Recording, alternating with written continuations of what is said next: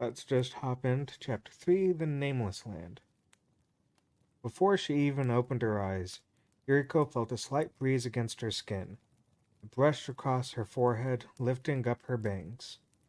And the smells. There were dirt and grass, and something else. Smells she had never encountered in the city where she lived. An unfamiliar smell. The ground felt soft beneath her sneakers. It's a field. I'm standing on grass. That wouldn't be so unusual if she hadn't, until moments before, been standing in the reading room of Ichiro Minochi's cottage. She had done everything as a sage instructed her. She caught the book that fell from the bookshelf and flipped through the pages until he told her to stop. Then she read the words there. She couldn't actually read the letters herself, so she had to repeat them after the sage.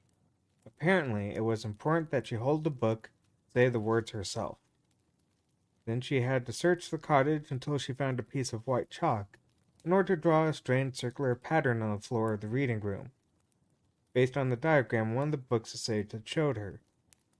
Before she did that, she had to clear a space on the floor, and that meant moving stacks of heavy, dusty books, which made her sweat and sneeze terribly. Even still, the moment she saw an exact copy of herself emerge from the strand of her hair she had placed in the middle of the strange magic circle, the aching in her shoulders and back, and the burning in her bleary red eyes all vanished. She was so surprised she forgot to breathe. Everything about the girl standing in the middle of the circle was just like Yuriko. The girl grinned and took a step closer. Do not be frightened. While you're away, your replica will serve in your place, the sage explained. I'm not supposed to touch her, right? Yuriko recalled a science fiction movie her brother had rented once. The main character in the movie got into a time machine and went back in time to meet his past self. She remembered the scientist who invented the time machine telling him sternly that whatever he did, he wasn't to touch his past self. If he did, not only he, but the entire world would disappear in an instant. The sage chuckled softly. It will do no harm. Your replica is yours to command. Really? Try giving her a command. So Yuriko had her replica help her erase the circles she had drawn on the floor.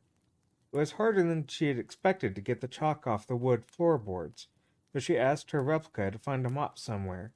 The replica walked out of the room, only to reappear 5 minutes later, mop in hand. The next circle you will draw is far more complicated than the last, the sage warned. You must draw it carefully, so there are no mistakes. The second circle would serve as the gate to send Yuriko to the Nameless Land. After a few false starts, with lots of corrections, she drew the circle. Yuriko stood up to get a better look at her work. Part of her wanted to stride boldly into the magic circle's center, while another part of her was afraid and wanted to run away. So Yuriko stood still, breathing raggedly. Then she heard the sage speak. Yuriko, do you always wear your bangs down like that in the front? They were hanging down now. Yuriko had always been a little embarrassed about her forehead, which she felt was far too large for its own good. When she come to hair forward, her mother would always scold her, saying it would get in her eyes, and make Yuriko press her bangs back with pins or hair gel. But over the course of a busy day, her bangs would naturally fall forward anyway. The question seemed so out of place for a moment, Yuriko didn't know how to respond. Is this another test? Lift up your bangs with one hand so we can see your forehead. Now turn toward me and lift your chin. Don't step in the circle yet. Yuriko put her back on one of the bookshelves and looked in the direction of the sage. The sage began to cast a spell. His words had the rhythm of a song, but he was not singing. His voice rose and fell like a Buddhist chant, but it was not a prayer. Yuriko had never heard such a strange sound in her life. The sage's voice grew suddenly clear and higher, and stopped abruptly. A moment later, the white chalk circle she had drawn on the floor began to burn with a bright light. Yuriko jumped. Then she felt something like a cold fingertip running across her brow. Unconsciously, she lifted her hand to touch it. On the floor, the magic circle went dark. But something was still giving off light near Yuriko. drowning in her eyes. I believe there is a mirror in the hall, the sage said, ordering Yuriko's replica to fetch it. The replica left the room again and began carrying a small square mirror in her hands. The frame was covered in rust, and about a third of the mirror's face was clouded and cracked. Look into the mirror, the sage told Yuriko, but she didn't hear him. She was too busy being surprised at the warm touch of the replica's hand when she took the mirror from her. Yuriko, look at your face in the mirror, the sage repeated. Hurriedly, she held up the little square mirror. A small magic circle had been drawn in the middle of her forehead, about the size of a large coin. This was the source of the light that was making her squint. The little magic circle glowed a peppermint color and was an exact miniature of the magic circle she had drawn on the floor. It was like someone had drawn graffiti on her face with fluorescent marker. What is it? She whispered. That mark upon your forehead is a glyph. It allows you to travel freely between this circle and the Nameless Land. It shows that you are permitted to pass through the gate between worlds. All she had to do to move between the Nameless Land and her own world was to place her hand on the mark and wish it, the sage explained. Wait, so when I want to come back from the Nameless Land, do I show up here in the cottage? Or can I go anywhere? Anywhere you like, but, the sage voice grew louder, should the magic circle in this reading room be erased or destroyed, the glyph upon your forehead will lose its power. You do well to return here frequently to check on the parent circle, where is your lifeline home. So if one of her uncles or the lawyer came here and tried cleaning up the magic circle, you'd be in trouble. Could you use your magic to keep everyone out of the cottage while I'm away? We could. Then will you? We may. But we cannot stop the people who try to come here from wondering why they fail time and time again. So their magic wasn't all powerful. Right. I guess that would be a little strange. Indeed. Yuriko nodded firmly. Okay, I understand. I'll be careful. You're forgetting something important, Aju said to the sage. It was good to hear the Red Book's voice again. Little miss, try not to go showing that mark on your forehead to everyone you meet. Better keep your bangs down over it when you can. So that's why the sage was asking about my bangs. You are impatient, Aju, the sage grumbled. I was just about to tell her that. And besides, you forgot an important part. There'll be no need for you to hide your glyph in the Nameless Land. You only need to conceal it here in this circle. You'll need to conceal it should you cross over to any other region within the circle. Any other region? You'll understand once you go there. Oh, one more thing, Aju cut in. There'll be people who know you bear the mark, even if you hide it. Those are the wolves, Yuriko. Their knowledge allows them to sense the glyph's presence. Don't worry about them for the most part, except wolves tend to be a little unusual sometimes. So, come to think of it, you might want to watch after them after all. Yuriko wasn't sure how she would do that. Do these wolves all collect old books like my great-uncle did? Many of them do, yes. So they're scholars. That doesn't sound too dangerous. Well, Aju said, just be careful. There are some real weirdos out there. Once again, Aju, you leave much unsaid, the sage scolded the Red Book in a harsh tone. The wolves are pursuers of the hero child. They are hunters, and now that you bear the mark, you are one of them. Me? A wolf? You leave now on a journey to find the hero, to find the King in Yellow, do you not? He's right. And Yuriko, King in Yellow knows, and since that you have received the mark, you're an all-caste. All-caste? Yuriko muttered to herself. That is the word the devout in the Nameless Land use. That is your identity now. Yuriko swallowed. So the enemy knows about me already? Her knees started to wobble. Didn't seem fair. Just wanted to find her brother. Not get mixed up in all of this. Think that maybe I started something big without really understanding what I was doing. Now that the King in Yellow is free of its prison, it is also free to collect more power. It will come to this circle, intent on adding to its strength, and perhaps not notice you at all. but should it feel you are a hindrance to its plans, it will quickly move to eliminate you. No one said anything about this. We cannot know how it will act, or react. But Yuriko, be wary, for the King in Yellow has many familiars. While not as powerful as their master, they are nothing to laugh at. Familiars? Like the animal witches are always sending like the animals witches are always sending to do their dirty work? Yuriko swallowed again. Are these nameless devout strong guys? Can they fight? The sage did not answer, so she turned to Aju. Do you think the wolves will help me if I ask them? Aju, too, was silent. Yuriko stepped forward and picked up the red book. Will you go with me, Aju? The book's red glow flickered weakly, like its batteries were going dead. Time for me to be summoned to the Nameless Land has not yet come, the book replied after a moment.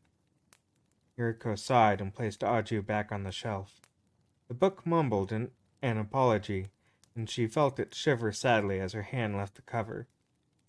Now then, are you ready to go? She almost said no. She wanted to cry. Next to her, Yuriko's replica stretched out a hand. Yuriko grasped it and held tightly, but the replica slowly shook her head.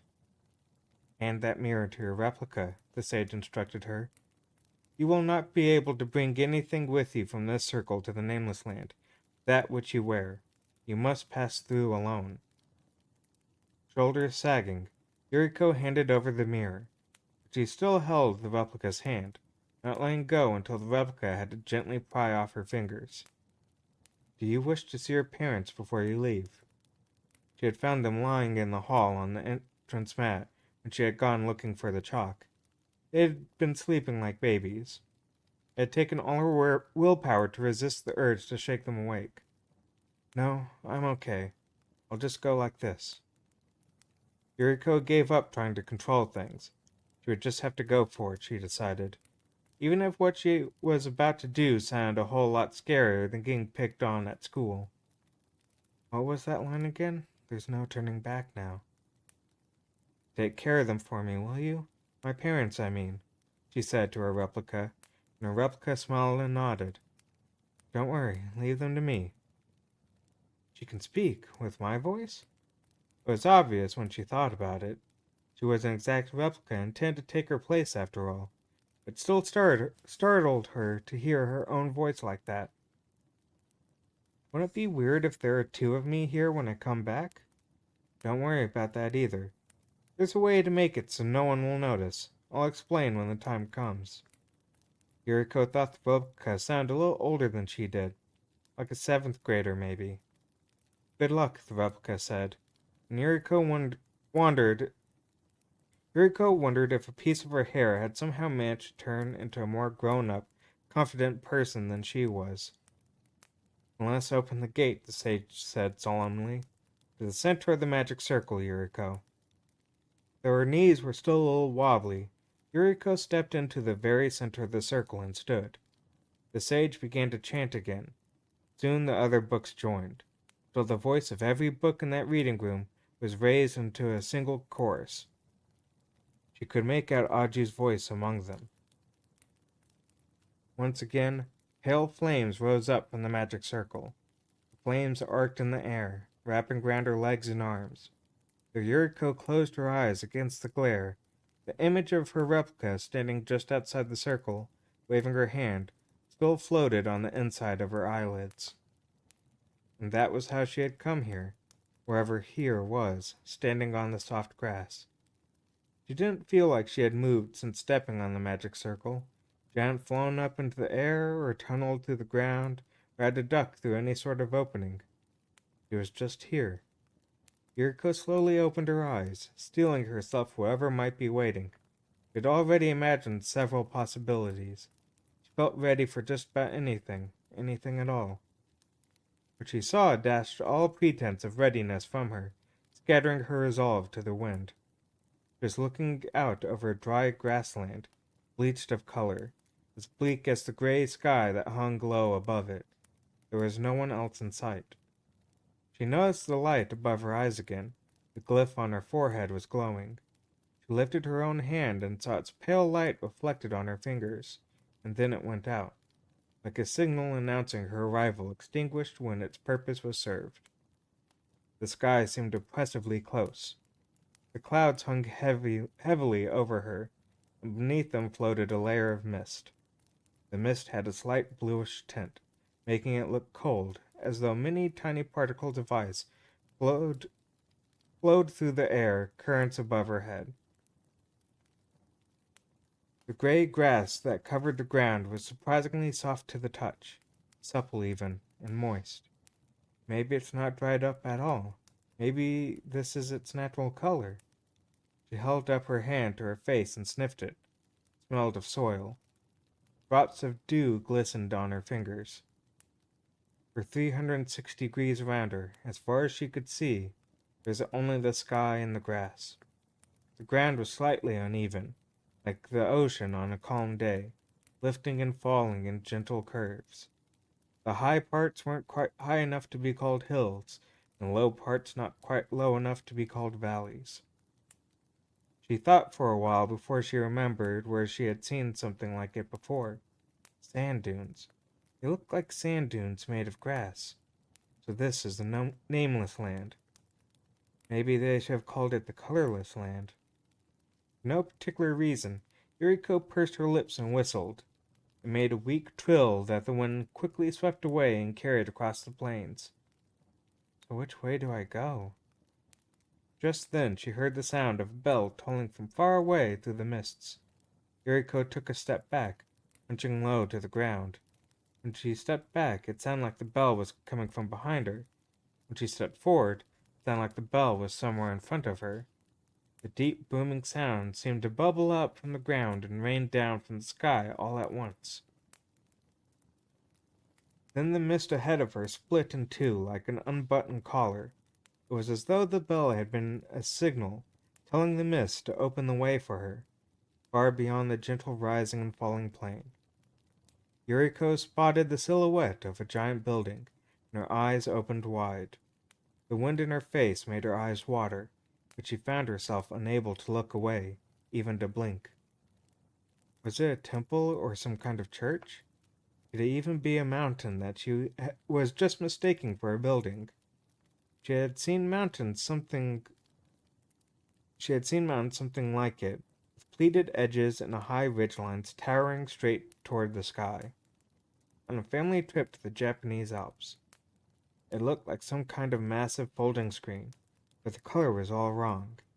From here she could see dark grays, darker than the clouds, tiny spots of something glimmering like violet crystals, and other spots that were as black as night. The way the colors were arranged reassured her that whatever it wasn't natural. It must be a building. Now the mist cleared further. She could see a roof, triangular at the top, with columns like horns standing on either side of it. Actually, it was less of a rooftop than it was a tower. Below it, the building was divided into stories. She counted 3 before the base of the structure disappeared below the horizon. What had looked to her like folds in the mountainside were rows of decorative columns lining the walls. And the spots of pitch black were windows. The violet crystals must be light shining out from some of the windows. The sound of the bell was coming from that building, she was sure of it. And then, suddenly, it stopped. The wind whistled in her ears, and then she heard voices carrying on the wind, people talking. No, they're not talking, they're singing. Someone was out there, singing. The refrain seemed to echo low along the ground, creeping across the grassland, coming closer. Suddenly a torch flared up in the mist, startling nearby. Flame trailed sparks behind it in the wind. Then another torch appeared, and another. 3 torches soared over the rising curve of one of the grass dunes. Heads appeared, one head by each torch. 3 people climbed to the top of the dune, and she saw that they were all dressed in the same black robes. The robes went down to just above the knobs of their ankles, and the hems were wrapped tightly around their calves. They were barefoot. The trio approached. They walked evenly, all at the same pace, not in any hurry, but steadily. Yuriko took a few steps toward them, then stopped. She stood up straight, fixing her posture, though no one had told her to do so. This seemed like the thing to do in the presence of the nameless devout. She was sure that was who they were. The three came down the slope. When they had reached the bottom of the swale, they were only 30 feet or so away. The wind whipped across the grass between them. Sparks danced from the torches. The three stopped. It had been they who were singing, but now their song ceased. Then one of them lowered his torch from his face. Another, torch still held high, took a step forward. Before he or Yuriko could say a word, the glyph on Yuriko's forehead glimmered brightly, then faded away. "Young child," said a youthful man's voice, "new Allcast, we greet you." Yuriko looked at the monk-like figure, and then up at the giant building distant in the mist behind him. For a moment, it seemed to her as though it had been the building that spoke, not the man. "Hello?" Yuriko ventured. Even though her throat was too tight and her voice too soft, the word seemed to ring through the air. Then the gray sky and chilly mist echoed the word back to her. "Hello, hello." "We are the Nameless Devout, guardians of the Hall of all Books," the young man's voice said. Then the one who had stepped forward bowed deeply, still holding his torch high. Behind him, the other two joined his bow. Unsure of what to do, Yuriko merely stood as straight as she could. The three Nameless Devout lifted their heads. "This is the Nameless Land," the one in front said.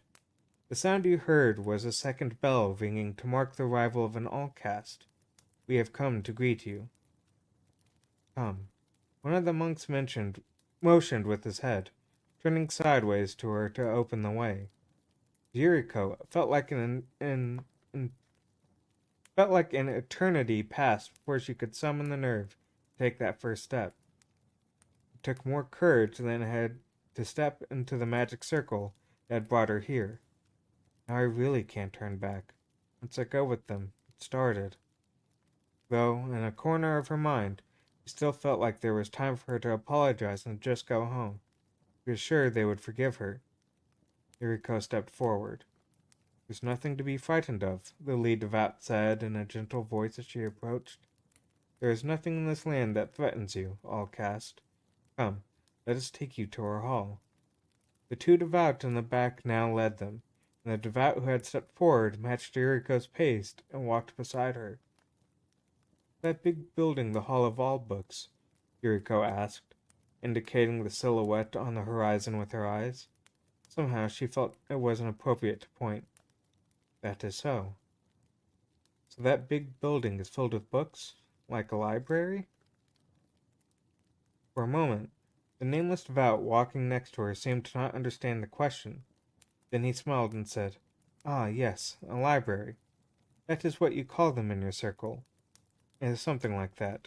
A very large library." The Nameless Devout's features matched his youthful voice. He was a boy, and not a very tall one. Yuriko's head came up to his shoulder. His head was perfectly hairless save the thick brows over his eyes, and he wore no clothes, jewelry, or any adornments other than his black robes. Yuriko imagined them to be scholars watching over the staggeringly large library as if it were a church. It made her smile to think of them as librarians, except the people who worked at the library near her school all wore colorful aprons, even the men.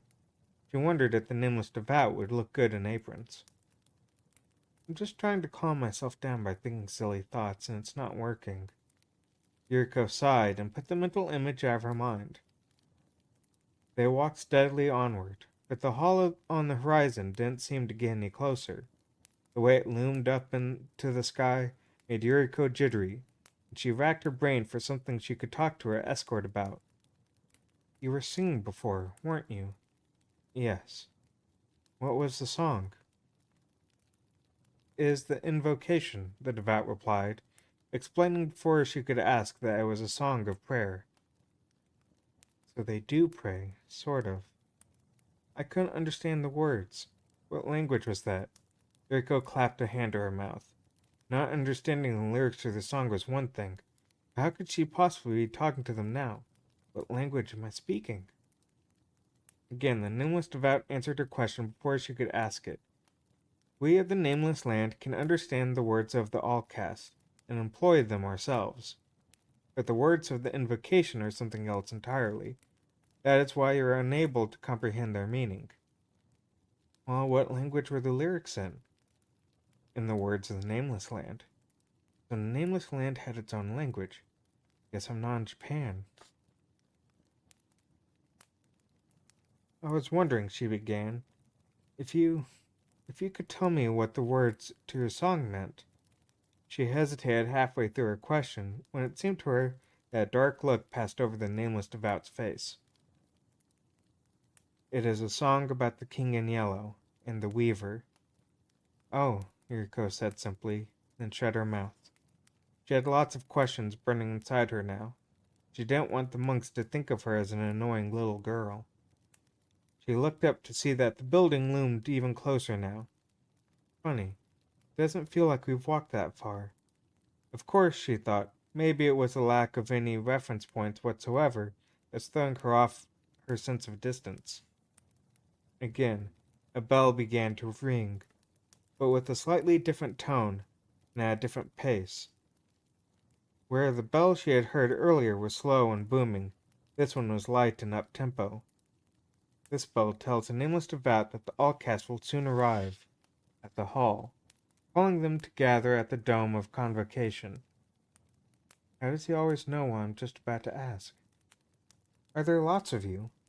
We are 1,000, and we are 10,000, the boy monk told her. Yet we are only one. Yuriko frowned. How could we be one? It took at least 2 people to make a we, as far as she knew. And weren't there 3 of them with her right now? The path curved gently downhill until they were close enough to the Hall of All Books that Yuriko could make out some of the details. It's a castle, was her first thought, like they have in Europe. She had never seen the real thing, but she had seen plenty of buildings like it on television, in movies and pictures, sitting on the top of mountains or cliffs, rising from a forest by a lake in Germany or France. And at the same time, it seemed different from those castles, though she could not put her finger on why it did. Was it a church, or maybe an abbey? That would make sense if monks lived there. But no, she thought, something else. Something that every castle has. But the Hall of All Books lacks. Then it hit her. There's no wall around the building, not even a courtyard. It just rose abruptly from the surrounding grasslands. Because there were no walls, there was no gate. There was only a small pointed roof over the main entrance directly in front of them. The double doors in the entrance were fashioned of some dark material, but she couldn't tell whether it was metal or wood. Carved figures and shapes covered their surfaces. 3 semicircular steps led up to the doors. To either side of the steps stood 2 torch poles, each as high as a 2-story building, the flames giving off plenty of light and smoke. Yuriko and the 3 devout approached, and the doors opened inwardly, seemingly by themselves. They moved like they were very heavy, yet made not a sound. The 2 devout had been walking in the front, split off to the left and right, opening the way for Yuriko and the one who walked with her. It was the first time she had gotten a good look at their faces. So great was her surprise that she almost hiccuped. At least, she thought, I didn't shout out loud. The 2 in front looked identical to the one walking with her. All 3 of them looked exactly the same. Now that she thought about it, she realized that they were all the same height, too. Are they triplets? They don't have any names. How am I supposed to tell them apart? Then the devout standing by her side bowed lightly and walked ahead of her. Yuriko looked around and followed him into the hall. It was dim inside, and the air smelled faintly of something pleasant, though not flowers or incense. It smelled like the air. It smelled like the air smells after a thundercloud has passed. A moist, pure smell. When a lot of rain falls in a short amount of time, it releases negative ions. That's why the air smells different after a thunderstorm. Weather had told her that once. The place she was standing in now was more like a town square than a hall. Looking up, she could see a vaulted, six-sided ceiling high above her. The light streamed through small windows that had been cut out of the walls in each corner. Yuriko lowered her eyes and found that the floor of the hall was also six-sided, 6 pillars standing around the edges. The nameless devout in front of her turned to the left. Yuriko squinted her eyes to look at the carvings and statuary around her. Some of them sat on the floor. Others had been carved higher into the walls themselves, and some were part of the columns. All of them were shaped like people. It was like a Greek temple she had read about once. Gods in robes and sandals. But then she noticed one wearing long stocking boots, like a character in an old samurai movie. Another statue across from him looked just like a general in the old Chinese warfare video game her father was always playing. The floor was covered with overlapping patterns made from tiny, intricately arranged tiles. Not just patterns, they're letters. Letters, letters, and more letters. Letters of all kinds, woven together like a puzzle, stacked on top of each other. Some of them looked like jumbles of random lines. Others looked like some foreign language, and they were all mixed together. She recognized Roman letters here and there, something that looked a lot like Korean. I wonder if there's any Japanese. She was so busy looking down at the tiles beneath her feet that she walked into the back of the nameless devout in front of her. Yuriko jumped back, mortified, but the monk didn't seem to mind. We'll be entering this hallway. Ahead of them, a long hallway led away from the room, curving gently to the right. The right-hand wall was solid all the way down, but the left-hand wall was broken up by tall, narrow windows every 6 feet or so. The light coming in through the window made the hallway much brighter than the giant chamber they were leaving. You'll want to watch your feet through here, the devout warned her. Yuriko nodded and began to walk, but before she had gone very far, she stopped short and jumped. Japanese! It's a Japanese character!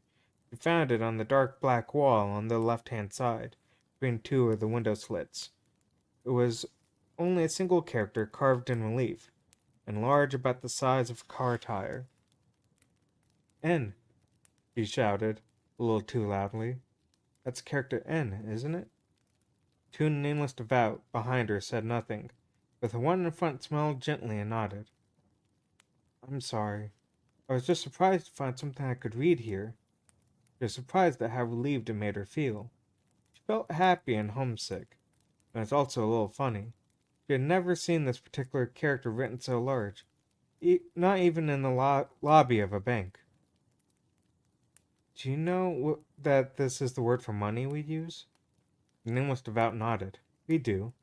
Yet it also means circle. And by circle, he means circle, like the circle I live in. Of course, I always thought N just stood for money. I'm sorry, I talk too much, don't I? I'll be quiet. She was embarrassed. Why am I so flustered? The nameless devout walked on in silence, a little quicker than before. In order to avoid further distractions, Yuriko kept her eyes off the walls and walked as straight as she could. But she stopped when she realized that the wall on the right side, which she had assumed was just covered with sculpture like all the rest, was actually divided into shelves stacked full of books. Their spines ran in tightly packed rows as far as she could see. These are all books? She asked before she could stop to think herself. Yuriko reached down and touched one. It felt strangely hard beneath her fingertips. Like they're made of stone. These aren't books, more sculpture. One of the nameless devout was looking at her. He mumbled an apology and pulled back her hand. The young monk didn't scold her, but he wasn't smiling either. They walked on slowly down the curving hallway.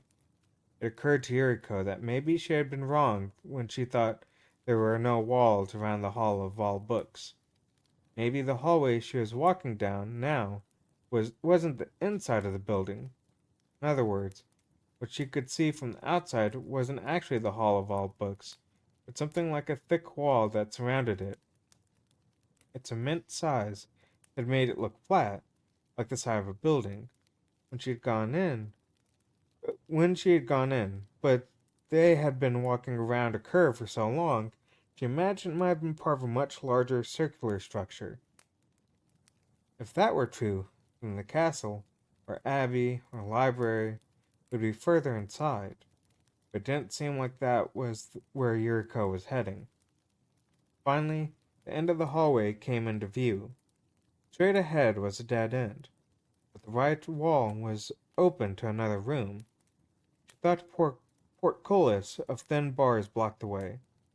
Sorry, though a portcullis of thin bars blocked the way. Yuriko caught a glimpse of green grass through the bars. The nameless devout walking behind her stepped ahead, pulled the lever on the wall next to the portcullis, causing it to creak open to one side. Yuriko could trust her sense of direction. Going through this door should bring her behind the wall. She looked behind her and saw that this exit also had metallic double doors, though this pair had been pushed open to stand flat against the wall. It wasn't exactly a sunny day outside. But coming out of the darkened hallway, she had to blink against the brightness. Yuriko squinted her eyes and gasped. She had been right. The towering edifice Yuriko had first seen from the plain was only an outer wall, and only a part of it at that. It had been like a folding screen, one bigger than she could have ever imagined, and behind it was this. More buildings Yuriko could count on both hands. There was one like a long, low hall, another like a giant's bowl turned upside down on the ground, possibly the dome of something or other that the devout had mentioned. A bell tower stood next to that. In her short life, Yuriko had never seen a bell tower other than the one on the low stand in front of her neighborhood temple. But she knew this was a bell tower immediately thanks to 3 bells hanging in the belfry near the top. They were huge, these bells, each as large as a house. Monster bells, thought Yuriko. The buildings were gray for the most part, though she spotted slight differences here and there.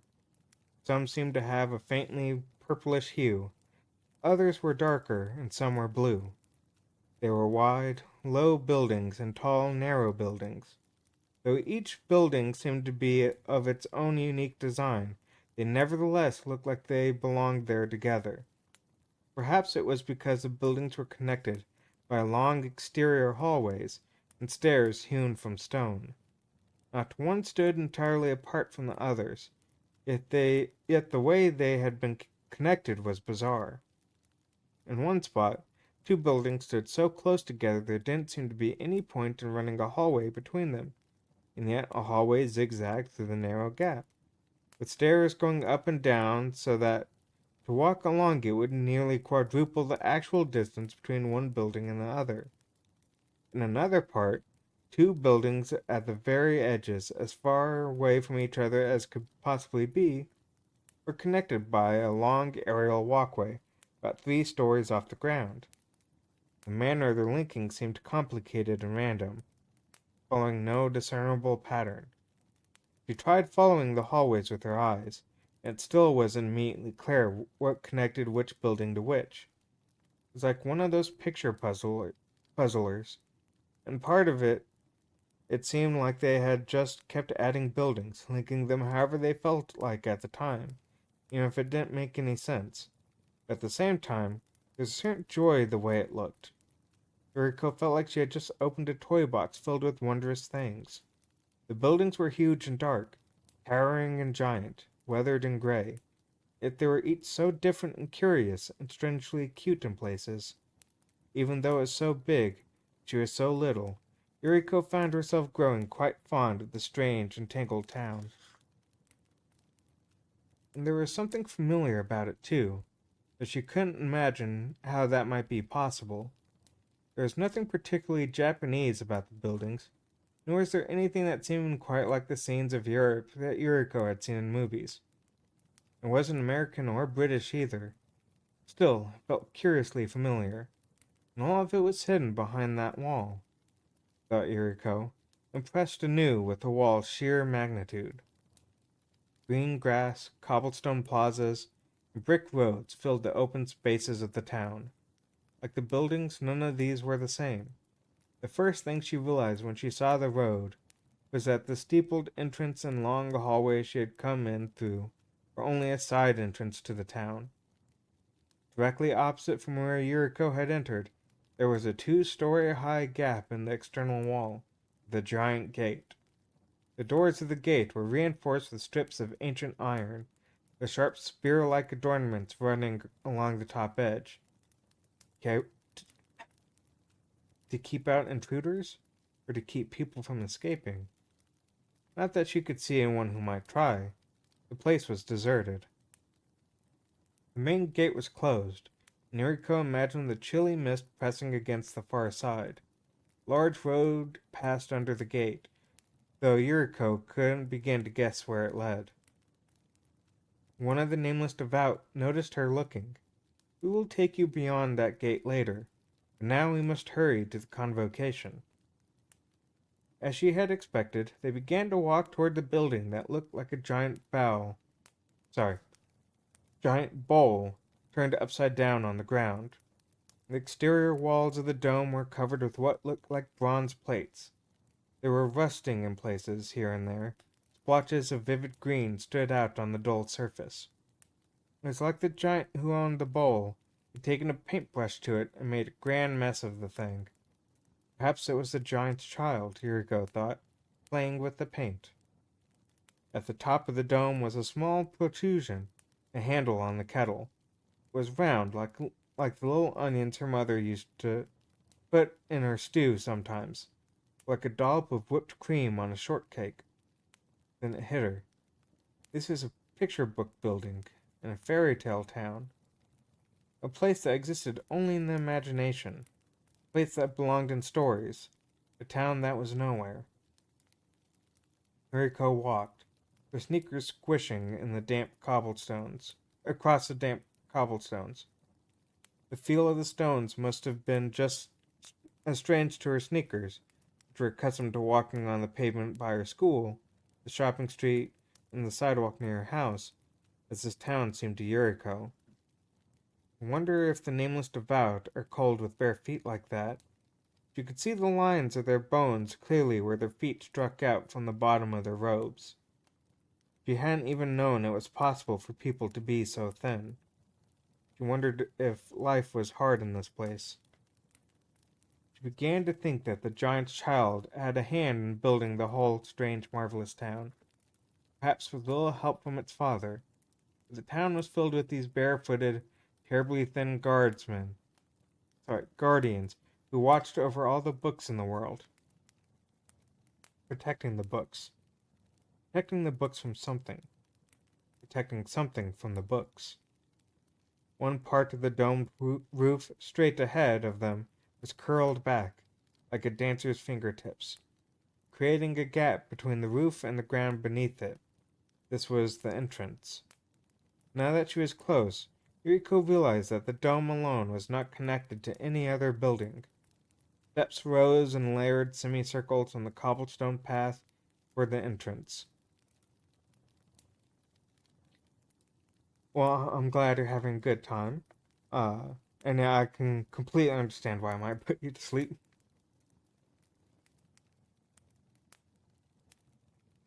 Where was I?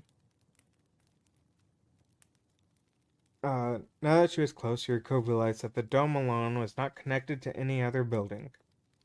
Steps rose in layered semicircles from the cobblestone path toward the entrance. They were made of bronze and looked slippery. The doors at the top were surprisingly small, hinged in the middle so they folded like an accordion to one side. These too were covered with letters. Letters, letters, and more letters, all carved in relief. A nameless devout stood to either side of the doors. Yuriko looked up at them and gasped. They all have the same face. The monks bowed silently, and the doors opened. When one set of doors opened, he saw behind them another set of doors, identical to the first. Beyond them, another set, and another. Wait a second. That doesn't make any sense. Are the walls to this place that thick? It didn't seem like there would be any space at all inside once she had gone through those doors. One by one, the doors opened. Yuriko passed through them as though pushed by an invisible hand from behind. No, she was being sucked in toward the center of the dome. Feet had left the floor, and she flew through the air. The black robes of the nameless devout in front of her drew closer, then further away. She was having trouble focusing. Then the smell of incense brought her back to her senses. This place was toying with Yuriko's sense of distance and space. The dome had seemed large enough from the outside, but inexplicably, the inside seemed even larger. It's a coliseum, an arena. The thought occurred to her suddenly. Or maybe it's some kind of round theater? She noticed the round dais that sat in the very middle.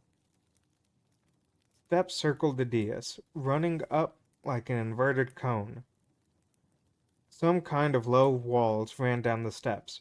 Maybe there were actually seats. She couldn't tell, because every inch of open space on the steps was filled with black-robed nameless devout. To the center, please, the one who had walked with Yuriko said as he drew off to one side. Yuriko walked toward the circular stage. No one in the entire place so much as sniffled. It was perfectly quiet. Yuriko could feel the gazes of the nameless devout on her.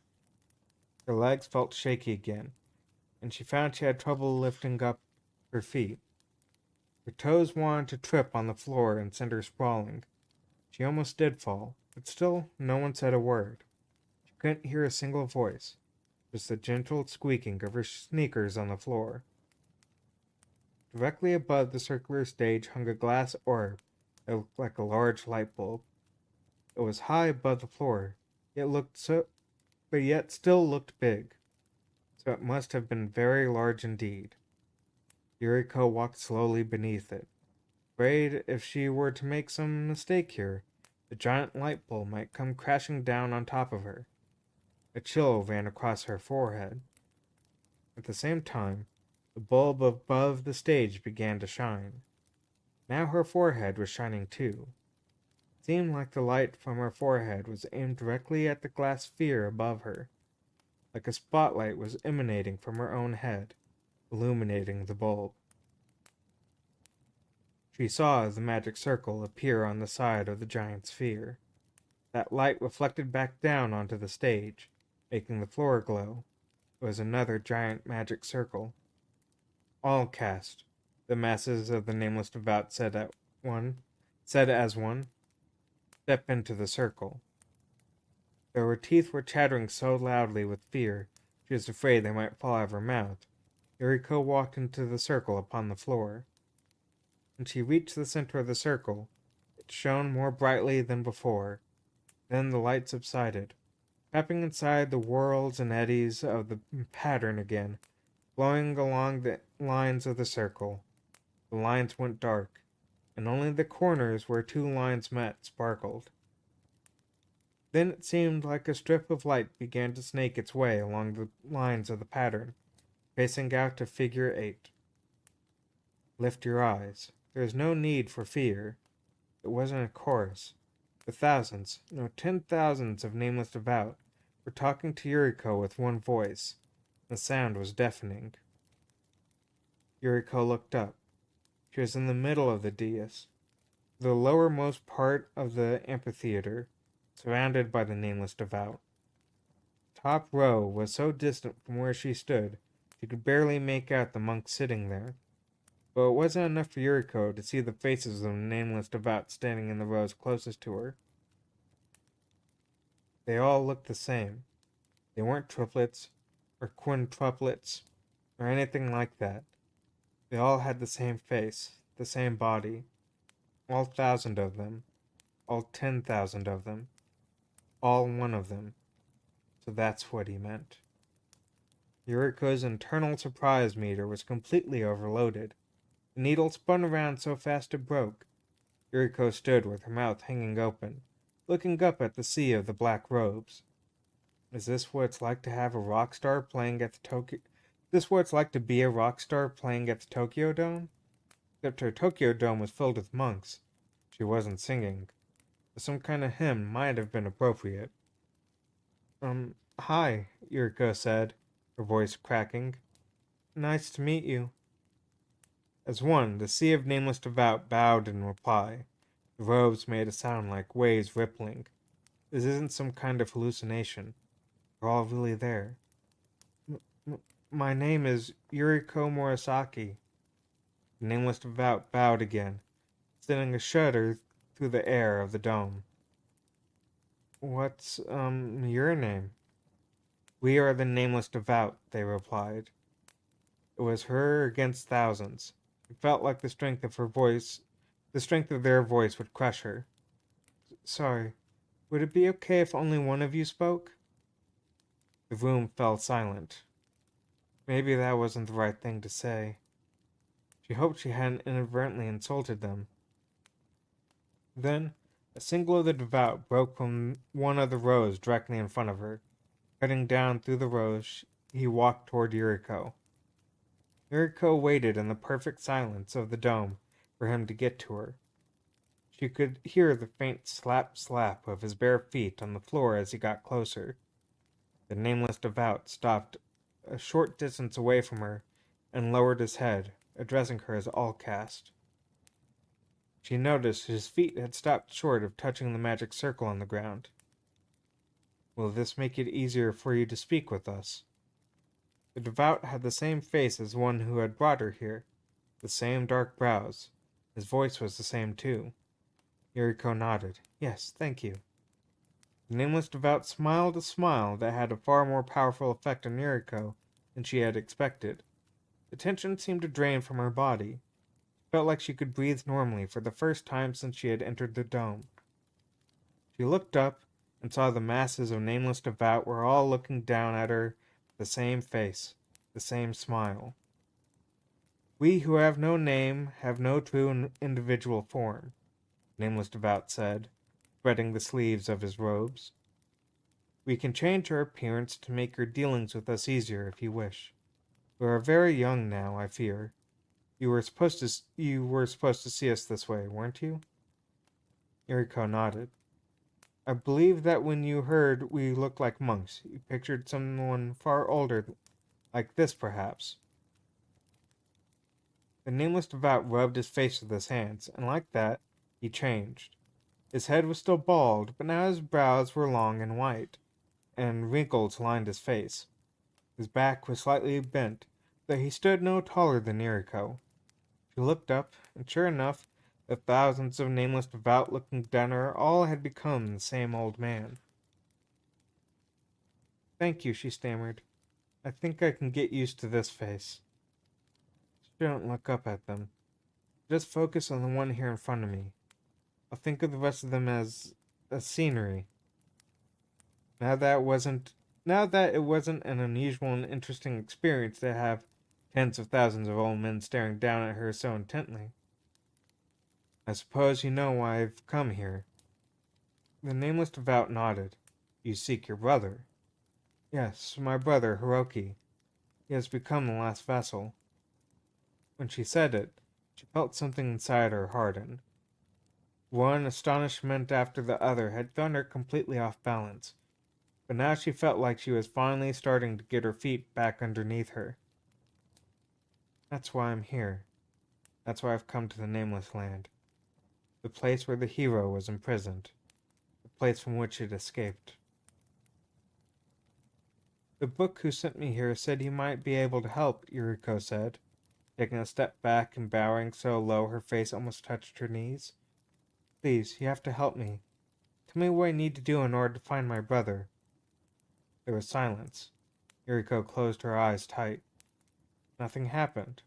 Slowly she opened her eyes again. Then she saw the old monk's withered feet stepping onto the magic circle on the floor. The nameless devout put a hand on Yuriko's head. I am sorry for your plight, he said in a voice that was low and gentle.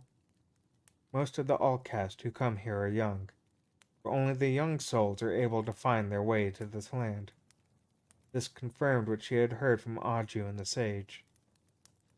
Yet, even among their number, your soul is particularly small and lacking strength. You are but a girl. Your cheeks are soft, your arms thin, and your legs so weak they are barely able to hold your own weight. Yet still would you go on this quest to find your brother? Yuriko looked up, and the old nameless devout stroked her head once before drawing back his hand. When she looked up at him again, she saw in his eyes that he was sad for her.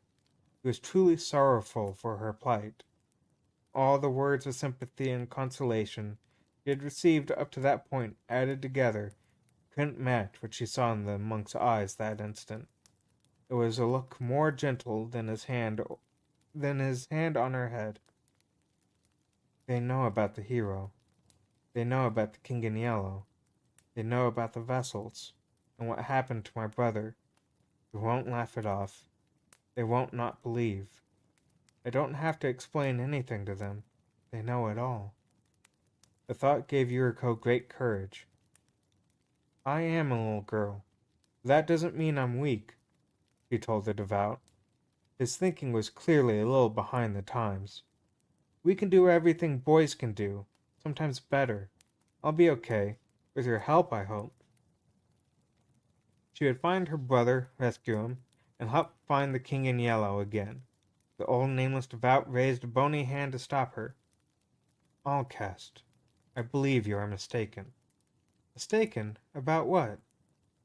It was we who bound the hero here in imprisonment. Yes, I know, that's why. But now the hero has broken free from its prison and escaped into your circle. We do not have the power to hunt the hero there. We are bound just as it was to this land. We are not warriors. So then who's going to capture the hero? Don't we have to capture in order to imprison it again? The nameless devout shook his head. No one can capture the hero. For a moment, all Yuriko could do was stand there, gaping. All one can do is sap its power in order to pull it back into the flow. Because the hero is a story, it can be absorbed within the flow of the great story, placed upon the great wheels of inculpation, which will bring it back here of its own accord. Only then might we seek to imprison it again. The great wheels of what? What's that? This land is the origin of stories, the nameless devout continued, his eyes firmly on her. This was a lecture. Here, stories are born, emerge, and fade. It is from here that stories leave, and to here they return. The great wheels of inculpation are those that speed the birth of stories, devices, if you will. It was their job, the nameless devout explained, to keep pushing the wheels. Your duty was the word he used. But Aju and the sage, and all the books I met, they said you could help me. If it is wisdom you seek, then help you we can. You might also find the map which you seek. We cannot give chase to the hero, or hunt it down. In truth, we cannot even stand up to the hero, for we are the inculpated. There was that word again. Yuriko didn't have time now to wonder what it meant. What the nameless devout was telling her was not what she had expected to hear. So I'm all alone? Nobody will come with me? There are so many of you. Though her distress was certainly clear to him, the old monk spoke just as calmly as before. Allcast. He stepped forward and placed a hand on Yuriko's shoulder. You have many allies other than us. The books are your friends. They know that the hero has escaped, and even now they begin their hunt. The wolves, too, will make their presence known to you before long. In regions you do not yet know of, there are swordsmen and sorcerers who might aid in sapping the hero's power. Swordsmen? Sorcerers? Yuriko had begun to shake her head. She was starting to lose track of what he was saying. The nameless devout shook her head lightly. The nameless devout shook her lightly by the shoulder. She looked up. You must not despair. There are as many regions as there are stars in the heavens. What are these regions? Are they like the world where I live?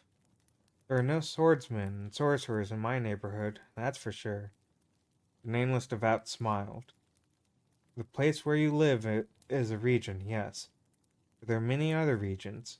It is these of which I speak. The nameless devout explained to her, then, that all the countless stories that flowed through the circle were each in themselves a region.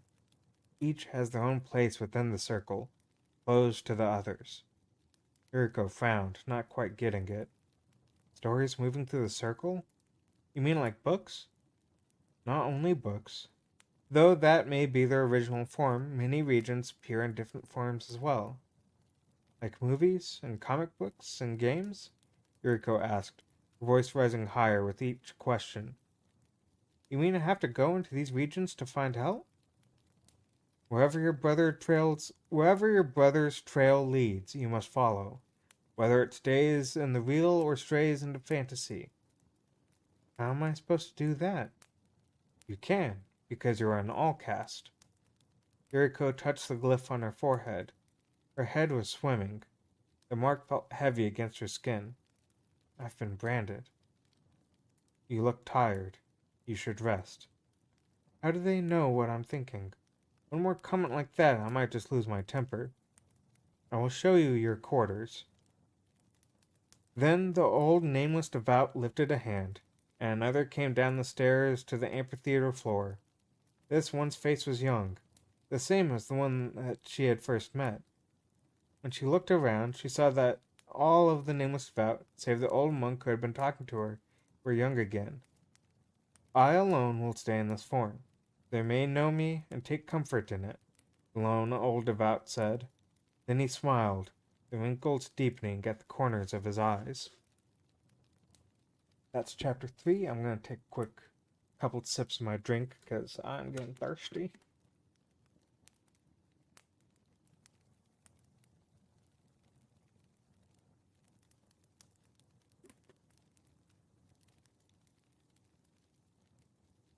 And notice what I took as a compliment. I wanted to do this one so I would actually finish reading this book that I've tried to read like 5 times. But also, because I thought it'd just be really cozy for people. Chapter 4. The Great Wheels. Following the twisting paths and corridors that led from the dome of convocation, Yuriko passed 3 stone buildings, each one on a different shape and size. For a moment, she was walking outside through a garden under the weak sunlight. Then she was back inside yet another building. This was the lodge where the nameless devout lived. Yuriko was to be appointed a room here with them. From the outside, the lodge also appeared to be made from stone, but inside she noticed rafters and posts carved from ancient thick logs. Boards ran across the floor, the wood stained dark with age. The furniture was all wooden as well, with nothing resembling the intricately wrought metal pictures she had seen inside the other buildings. Following the young devout, Yuriko climbed up the stairs to the 3rd floor. At least she guessed it was the 3rd floor, based on the window and stair landing she had passed on the way up. The wooden stairs creaked under her feet, but the railing was made of a cold metal that resembled the smooth black material of the portcullis at the side entrance. There were very few windows in the lodge, making it rather dark inside. The stairs were steep, and each step very high, so that Yuriko's calves ached by the time she reached the top. This way.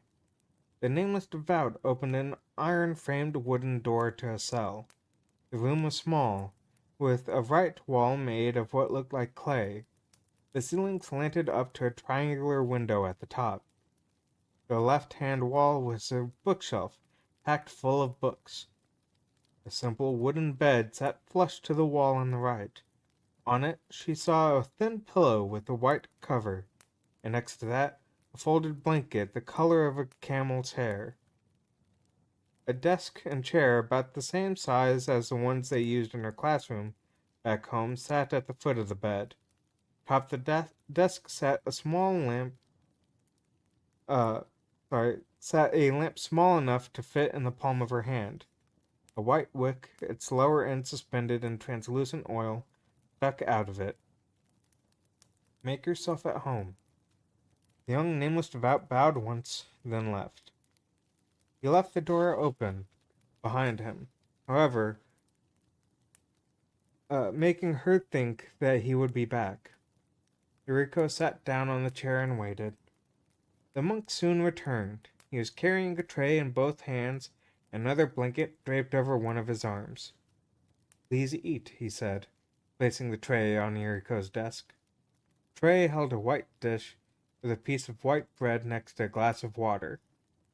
Thank you, she said, and the monk bowed silently in reply. Every time he bowed, he would straighten his back first, placing his feet together. Very formal. Should you need anything, please ring. The monk indicated a bell shaped like an upside-down lily on the tray next to the cup of water.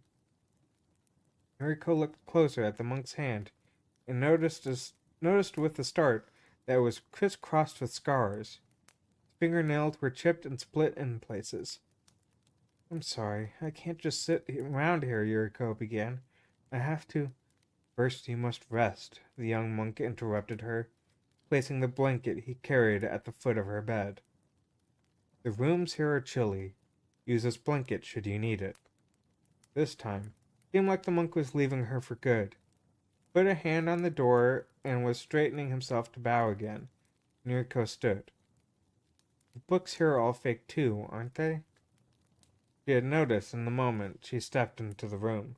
Every book on the wall across from the bed were sculptures, like the one she had seen in the long, curving hallway, with one small difference.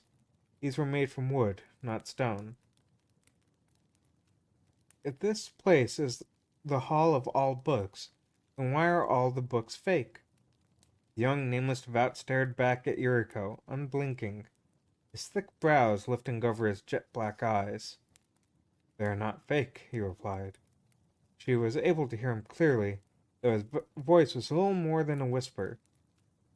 These are what you might call emblems, or perhaps remains. Emblems? Remains?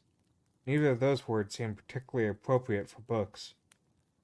The Hall of All Books is both the origin and the final resting place for every story. So you see, it does not matter what form the books take here. All that matters is what they hold. While Yuriko was thinking about this, the monk bowed. Uh-oh, he's leaving. Suddenly, Yuriko didn't want to be left alone in this place. Quickly, she asked him the first question that came to mind. Don't you read them? All librarians read books. They were experts. She expected most of them took the job because they liked books. Why would the nameless devout be any different? The young monk tilted his head, thinking. His gentle expression did not change. No, we do not read books, he said. Then, as if to prevent Yuriko from asking yet another question, he quickly added, We are, in a way, like books themselves. There's no need for us to read them. This was confusing. Yuriko made to ask another question when the nameless devout patted the air with his hand lightly, as if to say there'd be time for that later. Rest now, Allcast. We are far more weary than you think. But once you've rested and regained your strength, will have plenty of time to think on what you must do and the path you must take. The Archdevout will wait until you are ready. The Archdevout? The monk smiled faintly. The old nameless devout you met earlier. You may call him that. We seek to make it easier for you to speak with us, who are many and who are one. They're keeping one of the nameless devout looking old and calling him by a special name for my sake. And if there are 1,000 of them, 10,000, they all have the same face. Yuriko wondered what it felt like. What would it be like if all my classmates had my face? No, it was more than just looking alike. They would all actually be the same person. They would all do the same things, talk the same way, think the same thoughts. There would never be any fights or bullying. They would never disagree. It sounded nice, easy. But how would I know which was the real me, if everyone was me? Yuriko pondered how she might ask the nameless devout about that when he stepped into the hall, shut the door behind him. Yuriko was alone. Suddenly she yawned. Maybe I'll lie down, she thought. When her stomach grumbled so loudly the sound echoed off the ceiling, Yuriko laughed. She ate the bread and drank the water. The sounds of her own chewing and swallowing were unnaturally loud in her ears. Then she started to feel lonely, like she might cry. She swallowed her sobs down with the bread. The bread and the water are both unexpectedly tasty. She finished them in a few moments, and a wave of drowsiness hit her. She kicked off her shoes, flopped down on the bed, and managed to pull the blanket over her before curling up and falling asleep. It was a deep sleep, without dreams. She had no idea how long she slept, but when she awoke, the room was much darker. Someone had lit the lamp on her desk. Yuriko lay there a while beneath the blanket, watching the lamp's tiny flame flicker in the darkness. The flame cast a warm circle of light on the desk. The wall of books across the room looked dark and solid in the lamplight. Even though she was now completely awake, she felt like she was dreaming. It didn't matter where she was, what she was doing. Somehow the feeling of it being out of her hands was a comfort to her. Maybe I'll just sleep here forever. It felt like something she might actually be able to get away with here in the nameless land. In time, she would lose her name too, and her identity. To become another nameless part of this place. It was like a strong desire had suddenly materialized inside her. I want to become nothing. Then an edge of the darkness moved near the door, just outside the circle of light cast by her tiny oil wick lamp. Yuriko shot up in bed. She heard footsteps pattering away. Somebody had been outside her chamber. Sliding off the bed, she tiptoed over to the door to find it had been left open a crack. Were the nameless devout spying on me? No, why would they do that? And she thought that maybe it was the one who came to light her lamp. They might have run away when he saw me waking up. It was not to frighten me. That seemed far more likely than a peeping Tom. She rubbed her eyes and gradually realized there was another source of light in the small room. She looked up. Light was coming from the triangular window near the ceiling. The light fell on the floor where it wavered slightly. It seemed to Yuriko that the light was coming from not one source, but many at once. Coming from outside the building. Yuriko quickly drew on her shoes. She stood and noticed a chill in the air. She took one of the blankets and wrapped it around her shoulders like a shawl, and she slipped out through the door into the hall. Small candles burned in sconces set at intervals down the long hallway. By each pool of light, she searched for a door that would lead out, checking both sides as she walked.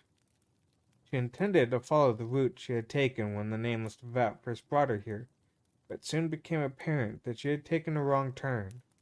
Yuriko went around a familiar-looking corner, only to find a life-size bronze statue that she was certain she hadn't seen on her way in. She leapt back in surprise, clapping her hands over her mouth to keep from shouting. The statue itself wasn't particularly scary. It was the figure of a monk, much like the nameless devout, wearing robes and carrying a book in one arm. His eyes were lowered, his head bowed as though praying. Still, in the flickering light of the candles, that was probably intended to be a work of art, and up looking like some pop-up boogeyman in a haunted house. Yuriko blushed, ashamed at her own lack of nerve. Calm yourself. She looked around and found several other statues nearby. She was more of a small chamber than a hallway now. The ceiling was vaulted, and the candles here were set much higher up on the walls. Double doors stood in the wall to the left, slightly larger than a single door to her room, and reinforced with the same iron frame. That must be the main entrance. The doors were open slightly, and a sliver of light spilled in from outside. Yuriko put both hands to the door and slowly pushed. The door opened smoothly outward. Light spilled in from the widening crack. Whoa! It's the Milky Way, except it was below her. Thousands of points of light were flowing by like a river below, quietly, solemnly. She squinted and sat. She squinted and saw that each point of light was the torch held in the hand of the nameless devout. It was a procession. She was standing above them somehow, looking down. You could now hear their bare feet slapping against the hard, packed ground, even from her distant perch. Each of the devout wore a hood over his head, their darkened forms blending with the darkness around them. In the wavering torchlight she caught a glimpse of a narrow shoulder here, a thin back there. Where could they all be going? You go to fulfill her duty, a voice said from below. The arch-devout, torch in his hand, was coming up toward her. One of the nameless monks, a young-faced devout with dark brows that had shown her to the lodge, followed close behind him. For the first time, Yuriko realized she was on a veranda of some sort, up on the second or third floor. The arch-devout and the young monk with him were climbing a flight of exterior stairs. Yuriko decided to give up trying to figure out the layout of the place. Everything in the nameless land was too convoluted, it seemed. So they're going to work? The arch-devout reached the veranda and stood next to Yuriko. The young monk stepped behind her and opened the doors wide. They are going to work even though it's dark out? It is the changing of the shift. So it's like a factory. What kind of work do they do? Sorting books, maybe? Or maybe they make the fake books to put on the walls. She supposed there would be maintenance to do on the buildings, and cleaning too. Why do they need so many of them? And why are they heading away from the buildings? Archdevout held his candle off to the side so that the light would not hit Yuriko directly in the face. Even in the dark of the night, she could see the thin wisp of smoke rising from the candle flame. The burning wick made a faint sizzling noise. Well then, the archdevout said with a smile, will you come watch us at our labors? It seemed a small, and it seemed, I don't know where it got small from. It seemed a plain enough invitation. Yuriko sensed something else in his tone. It was as if watching them work would require no small effort on her part. Archdevout wanted to know if she was truly ready. Yuriko looked at him more closely, marveling at how he seemed more like a little old man than any little old man she had seen in her entire life. He was a champion among little old men. Of course he seems that way, she thought. That's what I was expecting, after all. But now, in the light of the candle, I noticed something else. There's a severity in the archdevout's eyes. He certainly hadn't ever met an old man back home with eyes like this. She never met another person with eyes like his, period. Yuriko felt her back straighten. Her improvised shawl pulled taut around her shoulders. Is it all right if I watch? The archdevout nodded. The eyes of the young devout with him were pointed firmly at the ground. When you see, you'll understand why this land exists. Well, then I have to see it, don't I? Every all-caste sees you at your labors, don't they? Yes, Archdevout replied, and fell silent. Yuriko heard the sizzling of the wick. Though there are some, he continued, who after seeing what you are about to witness, leave our land and never return. Yuriko's heart shuddered in her chest. Is it scary? Well now, the archdevout said, smiling gently, that depends on what you find fearful, what you find joyous, and what is in your heart. These things are yours alone. While they were speaking, the Milky Way of torches had passed them by and was now receding into the distance. The tail end of the procession was even with the balcony now, and the head of the line had already gone through the central gardens. The devout appeared to be heading toward the single large gate she had seen earlier that day. And what lies beyond that? I'll go. Please, show me. Without a word, the archdevout turned and went down the stairs. The young monk waved a hand, indicating she should follow. She did so, trying to keep her knees from buckling beneath her as she went down the steps. Now she could hear a song echoing from the ranks of the nameless devout ahead. It started quietly, like a whisper, but soon swelled louder. That song was the same song the three nameless devout who had come to greet her were singing. That's the invocation, right? You are correct. When they had caught up with the procession, the archdevout and the young devout with her both joined in the chorus. Yuriko passed through the large gate, enveloped in their echoing voices, and with the nameless devout, she left the Hall of All Books. There were no stars in the nighttime sky. The line between the gray-black of the sky and the jet-black of the land was the only indication of her surroundings. The wind blew, carrying with it the scent of grass. The night drew wet her shoes. The night dew wet her shoes. There was no road to speak of, certainly nothing paved. They were stepping on the grass, cutting along a natural course through the same rolling dunes she had seen upon her arrival. The grass was bent down where they walked, pushed into the ground by the passage of countless bare feet. The wind tugged at the torches of the nameless devout walking in front of her, sending sparks up into the sky. One spark whirled high, and fell back down, making a sharp pinprick of pain where it landed square on Yuriko's forehead. She lifted her hand and rubbed, noticing the pale light of the magic circle on her forehead reflecting off her fingers. She glanced at the archdevout, walking next to her. He didn't seem to notice it was glowing. Or perhaps he didn't care. Maybe they're used to seeing people like me. Yuriko wondered how many outcasts had come to the nameless land. Eventually, the path began to climb, steady rise though not steep.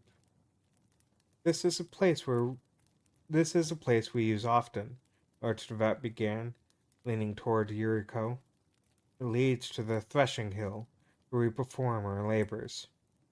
Of course, he went on, nothing in the nameless land has a true name.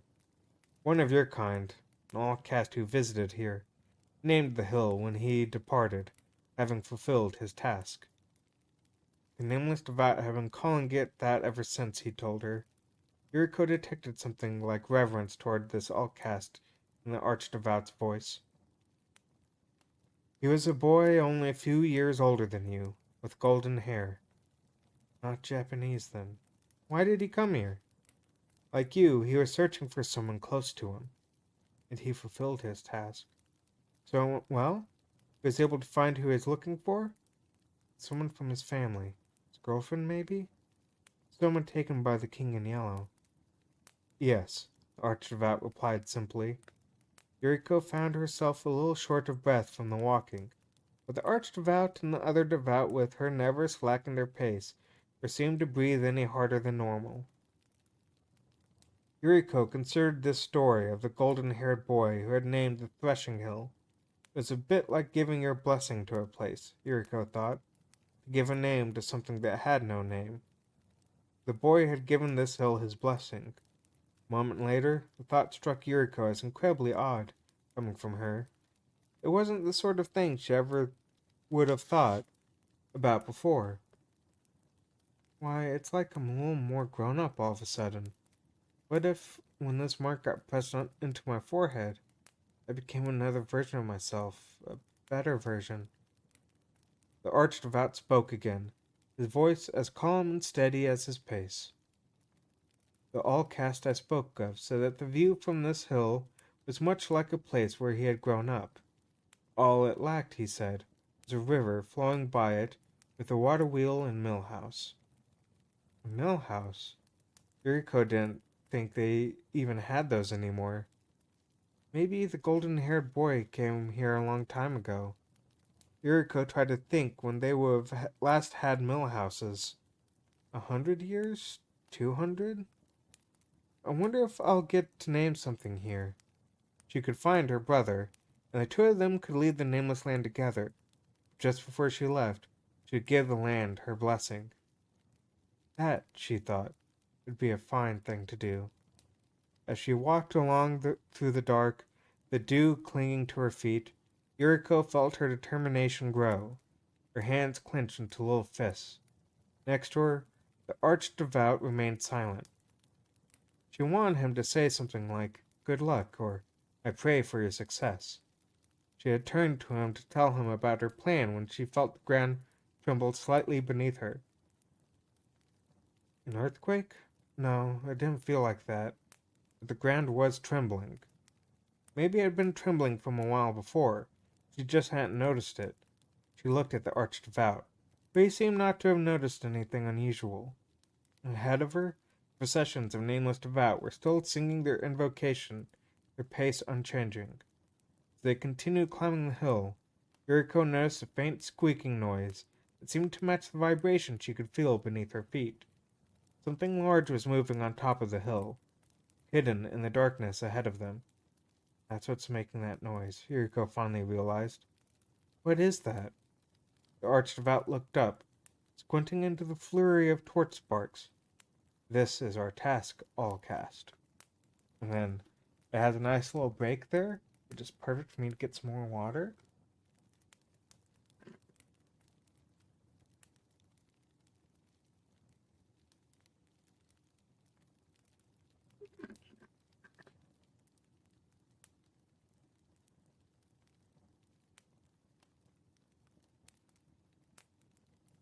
Atop the threshing hill, Yuriko saw a scene that staggered the imagination.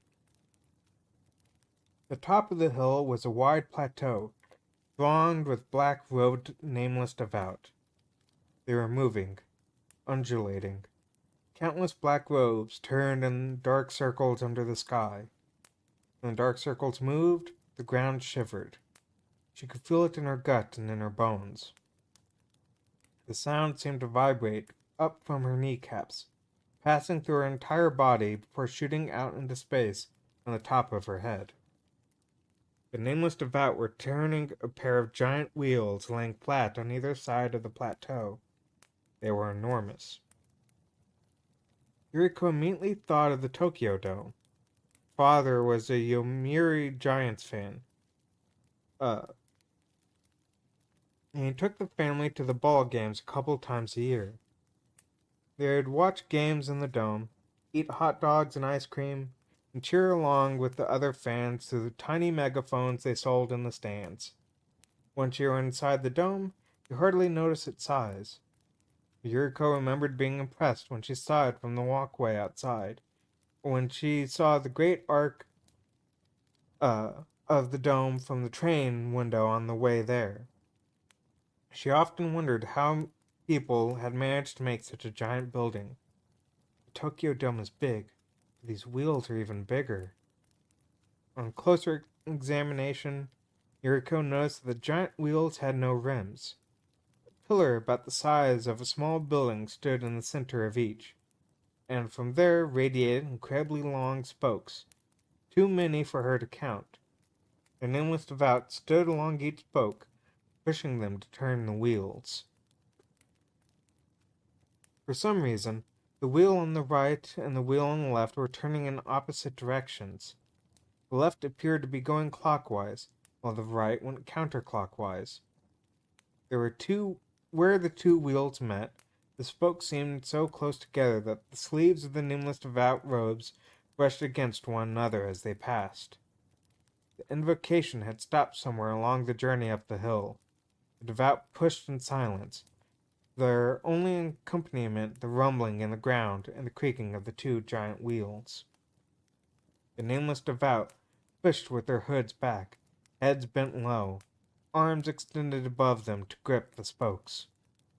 The torches she had seen them carrying had been placed into simple stands set into the ground, tracing two larger circles of light around the dark circles of the wheels.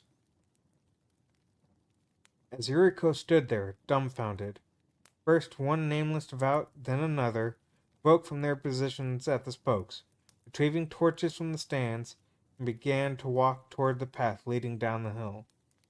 Nameless devout from the procession that had come here with Yuriko stepped into their places, setting their torches in the empty holders. It was the changing of the shift, yet the wheels never stopped their turning. There was no break in their work. Before Yuriko had fully realized what was going on, the departing monks had formed a full procession, heading down the hill behind her. She heard their songs rise again, snippets of verse reaching her ears over the relentless creaking of the wheels. "What's this all for?" Yuriko asked, her voice dry with shock. Next to her, the Outvote stood silently, watching the rotation of the wheels. Yuriko tried raising her voice. "What are they doing? Are they creating power for something?" The Archdevout pulled back his hood, turned to Yuriko, and bowed. "All caste, these are the great wheels of inculpation." Great wheels, Yuriko whispered to herself, but she could not even hear her own voice through the rumbling. The Archdevout's black eyes reflected tiny pinpricks of light from the torches floating in a sea of darkness. The right wheel sends stories out into the circle, while the left wheel receives those stories that have lost their power. All stories leave from here and to here return. It is our duty to ensure that the motion of the great wheels never ceases. The Archdevout lowers his head once again. He was not bowing to Yuriko, but to the wheels. But where are the stories? From what he was telling her, she half expected the stories to pass through the spokes like thread on a spinning wheel. Stories cannot be seen by the human eye, not as they are, the Archdevout added with a smile. Oddly enough, Yuriko had no trouble hearing him. There is a bug. Zoom in on my face. Stories cannot be seen by the human eye, not as they are. Archdevout added with a smile. Oddly enough, Yuriko had no trouble hearing him, calm and quiet though he was over the noise of the wheels. It is only those people living within the circle who can give form to the stories sent from here. It is the power of humans that brings the stories toward a true existence. All we do is maintain the flow. Yuriko couldn't believe it. Picture books she had loved when she was little, the things she and her classmates thrilled over now, schoolgirl romance manga, the blockbuster movies her family went to see, all the stories that had touched her life came flooding back to her. Her head was full of them. Characters she had fallen in love with reading late into the night, those great lines that had brought tears to her eyes, fantastic CG scenes that came back to visit her dreams. And all of them, every single last one, began here at the source. Those two wheels that creaked as they turned, the countless nameless devout keeping it going. They kept the flow of the stories constant, their bald heads glistening with sweat, the black hem of their robes bound tight to their calves as they silently pushed the spokes, each with the same face, the same pointed chins, their simple clothes, and bare feet slapping against the ground. How could something as beautiful, fun, lively as the story have its origin here? "No way," Yuriko breathed, her lips curling into a lopsided smile. "No way. I don't believe it. It's some sort of joke, isn't it? You're playing a game with me. Stories were fun. They were beautiful things. Things of value. People make stories themselves. We create them, imagine them, write them. Can't believe they come from this. Yuriko's shouts were lost in the grinding of the wheels. Only the sparks of the torch's flame seemed to react to her at all by dancing even higher into the night sky. The archdevout cupped his aged hand slightly on Yuriko's shoulder. You may recall that I told you that some of the all-caste choose to leave this land after witnessing the nameless devout at our task. They all said the same thing you say now. Yuriko could feel the archdevout's gaunt hand on her shoulder. A wizened little old man. Will you leave us too? If you wish to, no one will stop you. It was a serious question. Did she go forward or go back? Difficult choice offered in gentle words. The question was easy to answer. This is ridiculous. I'm out of here. I'm going home. All she had to do was shout that and it would be over. The archdevout wouldn't stop her, but something inside Yuriko wouldn't let her do it. She couldn't just turn away. A voice from deep in her belly told her not to jump to conclusions. Above all else, not to turn her eyes away from what she saw here. A pair of wheels rumbled on. She could hear the slapping of innumerable bare feet upon the ground, the creaking of limbs as they pushed against the heavy spokes. There was the smell of sweat and of the earth and of the cool night air. You're doing penance. Another thought I never would have had before a day ago. You are human, right? She managed to ask. You work in shifts and rest, eat, and drink, right? So how can you all do this? Why do you have to do this? Isn't it hard on you? The archdevout turned to look directly into her eyes. His eyes looked softer now, and not just on account of the weathered lines and wrinkles around them. He shook his head. We are no longer human as you think of it. No longer human, but you look human. Then what's different? Is this another word game? Yuriko bit her lip. It is true. We rest, and we eat. Though we have no physical need to do so.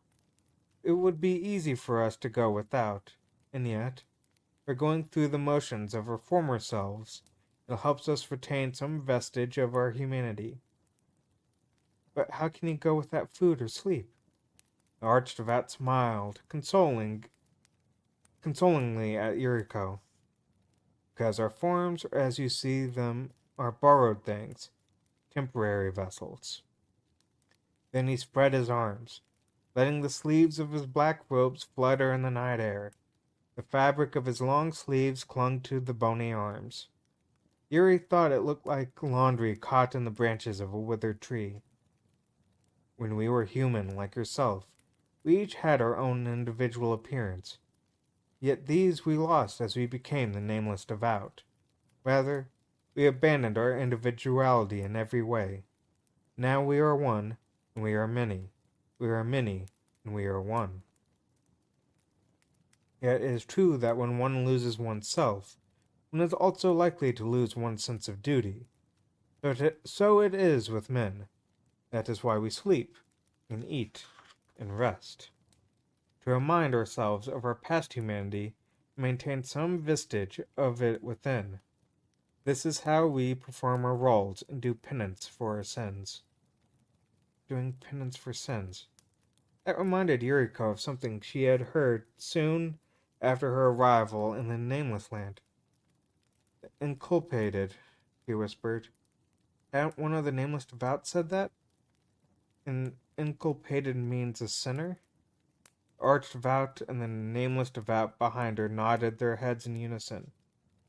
Why are you sinners? He took a step towards the Archdevout. What sin did you commit? Another step. The Archdevout stepped back and turned to face the mass of Nameless Devout, pushing at the great wheels. These wheels are called the Great Wheels of Inculpation. They send out the stories and retrieve them back, maintaining the flow of narratives.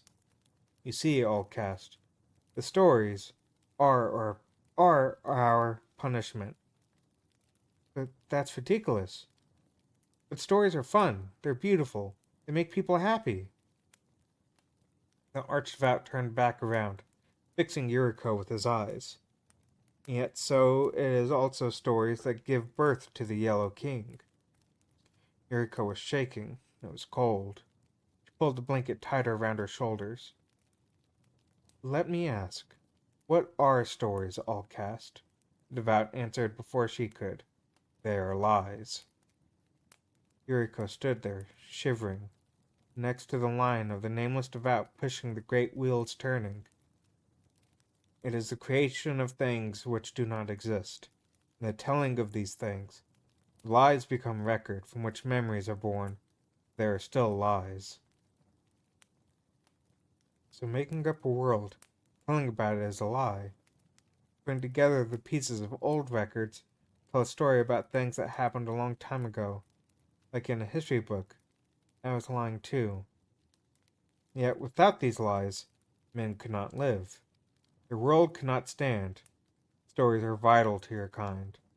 They need these lies to be who they are. Yet lies are lies, and to lie is a sin. And when there is a sin, someone has to do penance for it. By turning the great wheels of inculpation, we provide the lies that the world of men seek. We work always. Let the flow never be interrupted. It is both penance for our sins and the creation of new sin. So, as you see, our task is great, Archdevout added with a sigh. This is the task set before man as well. Those of us who have become the nameless devout are guilty of committing the sin of storytelling, and we were men ourselves.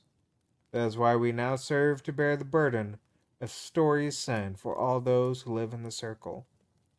The young devout staying with them stepped forward quickly, grabbed Yuriko by the arm. It wasn't an act of aggression. It was catching her because he had seen her legs begin to buckle. I'm sorry, thank you.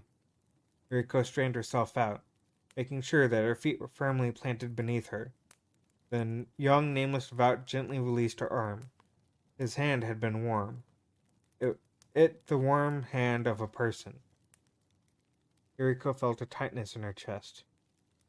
Not fair, she said, her voice choked with tears. Why do you have to be the ones to do this? Telling stories is a sin. Aren't we all guilty? A broad smile spread across the archdevout's wrinkled face. You are kind. A kindness such as only children possess. Thus may only children visit the nameless land. There are others as well who bore the guilt of telling stories in the circle, the archdevout told her. I'm sure you will encounter them in your search for your brother. You mean people who make stories, like authors and historians? Not only these people. Not all of them are even aware of their own sin. The wolves, too, are among their number. Those who hate the king in yellow, gather up dangerous copies in order to protect the circle, are inculpated. All of them do penance for their sins in their own way. Yuriko didn't understand. She didn't want to understand. Even while her head strained for comprehension, her heart pushed it away. What about all the good that's in stories? Yes, there is much good in stories. They fill the circle with light. But, he went on, it is not so here, not in the Nameless Land, because this is the origin of all stories, the origin of lies. So, why didn't all of you stay in the circle like the rest, doing penance for your stories there, like the wolves? Why did you have to become the Nameless Devout? Yuriko felt her own questions getting narrower. She was retreating into specifics. And maybe she was going forward, searching willy-nilly for comprehension, wherever that might be found. What bad thing did you do when you were people to become the Nameless Devout? Yuriko asked. She was fearful as she was curious. What sort of people could have done something to deserve this? The archdevout thought for a while. His heavy eyelids closed. Well, Yuriko actually thought he had fallen asleep standing up. Considerable amount of time passed. What is he doing? Why isn't he answering me? Yuriko's fear doubled inside her. She trembled. And finally, the Archdevout opened his eyes. His soft gaze fell on Yuriko's face. If I tell you now, my words will not reach your heart. Yet I will offer them to you all the same. He spread his arms. We are the remains of those men who sought, in their lives, to live a story. We are guilty of the great sin of living lies and trying to make those lies real. That is why we lost ourselves, and became the one that has many, and the many that are one, the nameless devout in our black robes, living here in this nameless land. They try to live a story? Now an even sharper need pierced Yuriko's chest. A question that demanded an answer. When will you be forgiven? Who would forgive men of the sin of living a lie? The gods? The gods are themselves no more than a story made by men, and lies cannot forgive lies, let alone absolve us of them. You mean you're all stuck here forever? For eternity? There is no time in this land.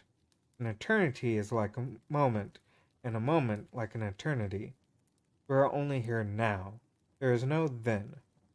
Yuriko shrank back, but the Archdevout's thin hand gently reached out and grasped hers. Come this way. I will show you the wheels from a higher vantage point. The Archdevout led Yuriko by the hand, her feet swishing through the dew-laden grass. Though she had thought the plateau where the wheels turned to be the top of the threshing hill, she found that it rose even further beyond. They walked upward, moving against the wind. Stiff night breeze brushed Yuriko's face, tossing her hair this way and that. The glyph on her forehead was glowing softly. Speaking of the great wheels grew slightly more distant. She looked back to see, below her, the throng of black robes whirling, rustling as they moved around. From this height, she could no longer hear the footsteps and ragged breathing of the nameless devout, though she could still feel the heavy creaking of the wheels in her feet. The sound did not reach her ears. What she could hear was the creaking of the pillars at the center of each great wheel as the spokes rotated around them. Yuriko's eyes opened a little wider. The sound was pretty. It was high in pitch, a light, clear sound, like the ringing of tiny bells or the lilting refrain of a child's song. Next to her, the Archdevout smiled wryly at the surprise in her eyes. Yes, you are hearing the song of the heart pillars. The right we call the pillar of heaven. The left we call the pillar of earth. Yuriko realized that she and the Archdevout were standing alone atop the mound overlooking the plateau. The young nameless devout that had joined them on their first ascent had stayed down by the wheels where they left him. He wasn't even looking in Yuriko's direction. He had his back to them, standing as still as one of the torch posts. Is it the invocation? No, it is not. Invocation is not so full of joy as that. It does not soothe the heart as their songs do. The pillar of heaven, which sends out the stories, offers joy with its song, while the pillar of earth, which winds the stories back in, offers solace, the Archdevout explained. Both are invaluable functions of stories. At the same time, Archdevout told her these two songs bore a wish, that the stories they send out might bring much joy into the circle as possible. They are praised the stories that return for fulfilling their roles in the circle and wish for them peace. Your brother is one of the stories sent by these wheels now, along with the hero, the king in yellow. Now that the hero is in the circle, there will soon be a modulation in the song of the pillars of heaven and earth. You mean the songs will change? How? Archdevout's reply surprised her. They will grow stronger.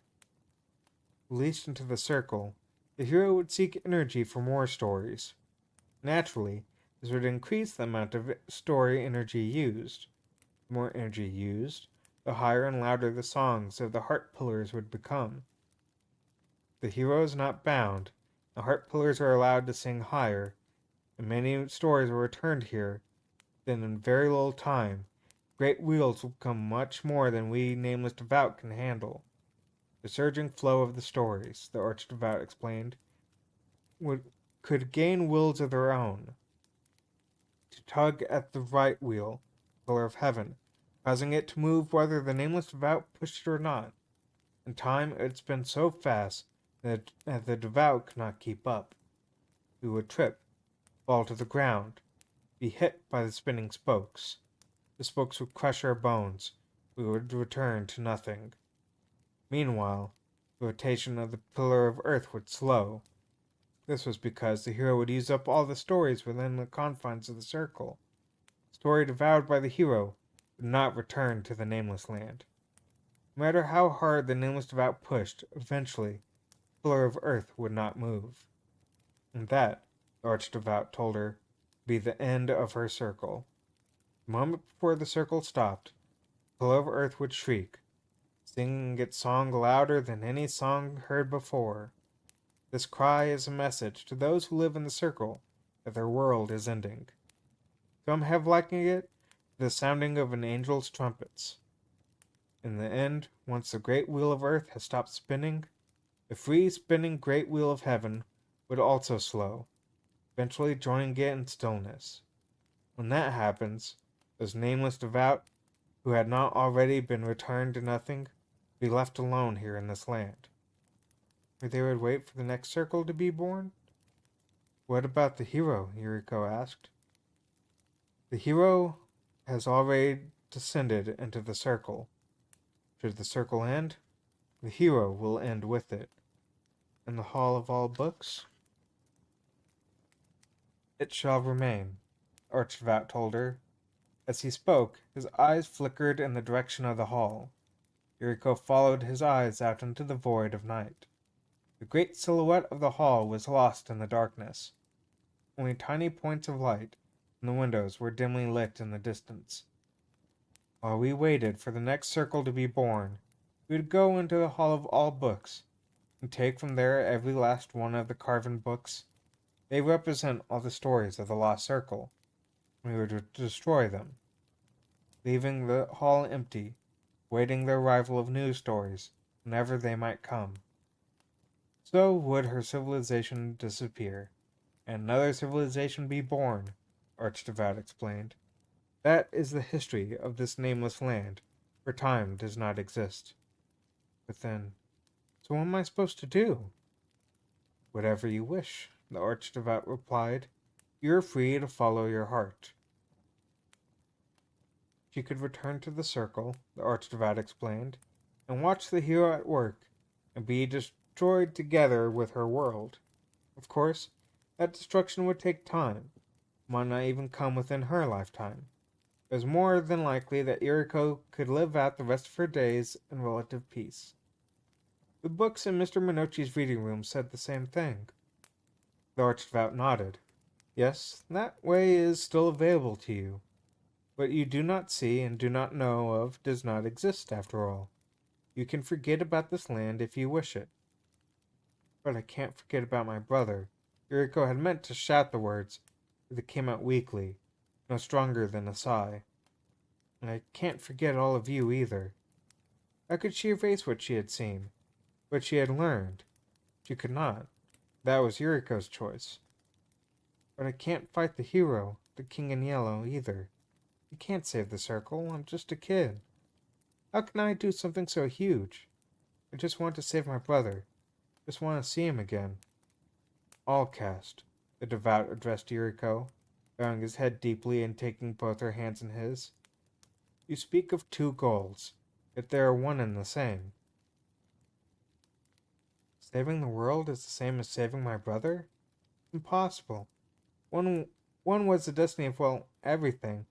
The other was just a boy. How much more different could that be? The Archdevout squeezed her hands more tightly. Think on this. The brother has become the last vessel.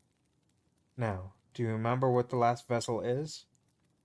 Yes, the last container for the power that the hero needed to break free from its prison. The last drop to fill the chasm. If this is true, and take away that drop, the chasm will not be completely filled. Yuriko's eyes went wide. Take away the drop? The Archdevout nodded. Should you take your brother from the King in Yellow, then the hero will lose power equal in measure to that which it gained from him. So I have to undo what Hiroki did. He added the last drop. I have to take it away. Should the hero lose the power contained within the last vessel, it will lose its strength until it flows back into the great story of its own accord. Once it has returned to the flow, the great wheel of earth will pull back here to the nameless land. Will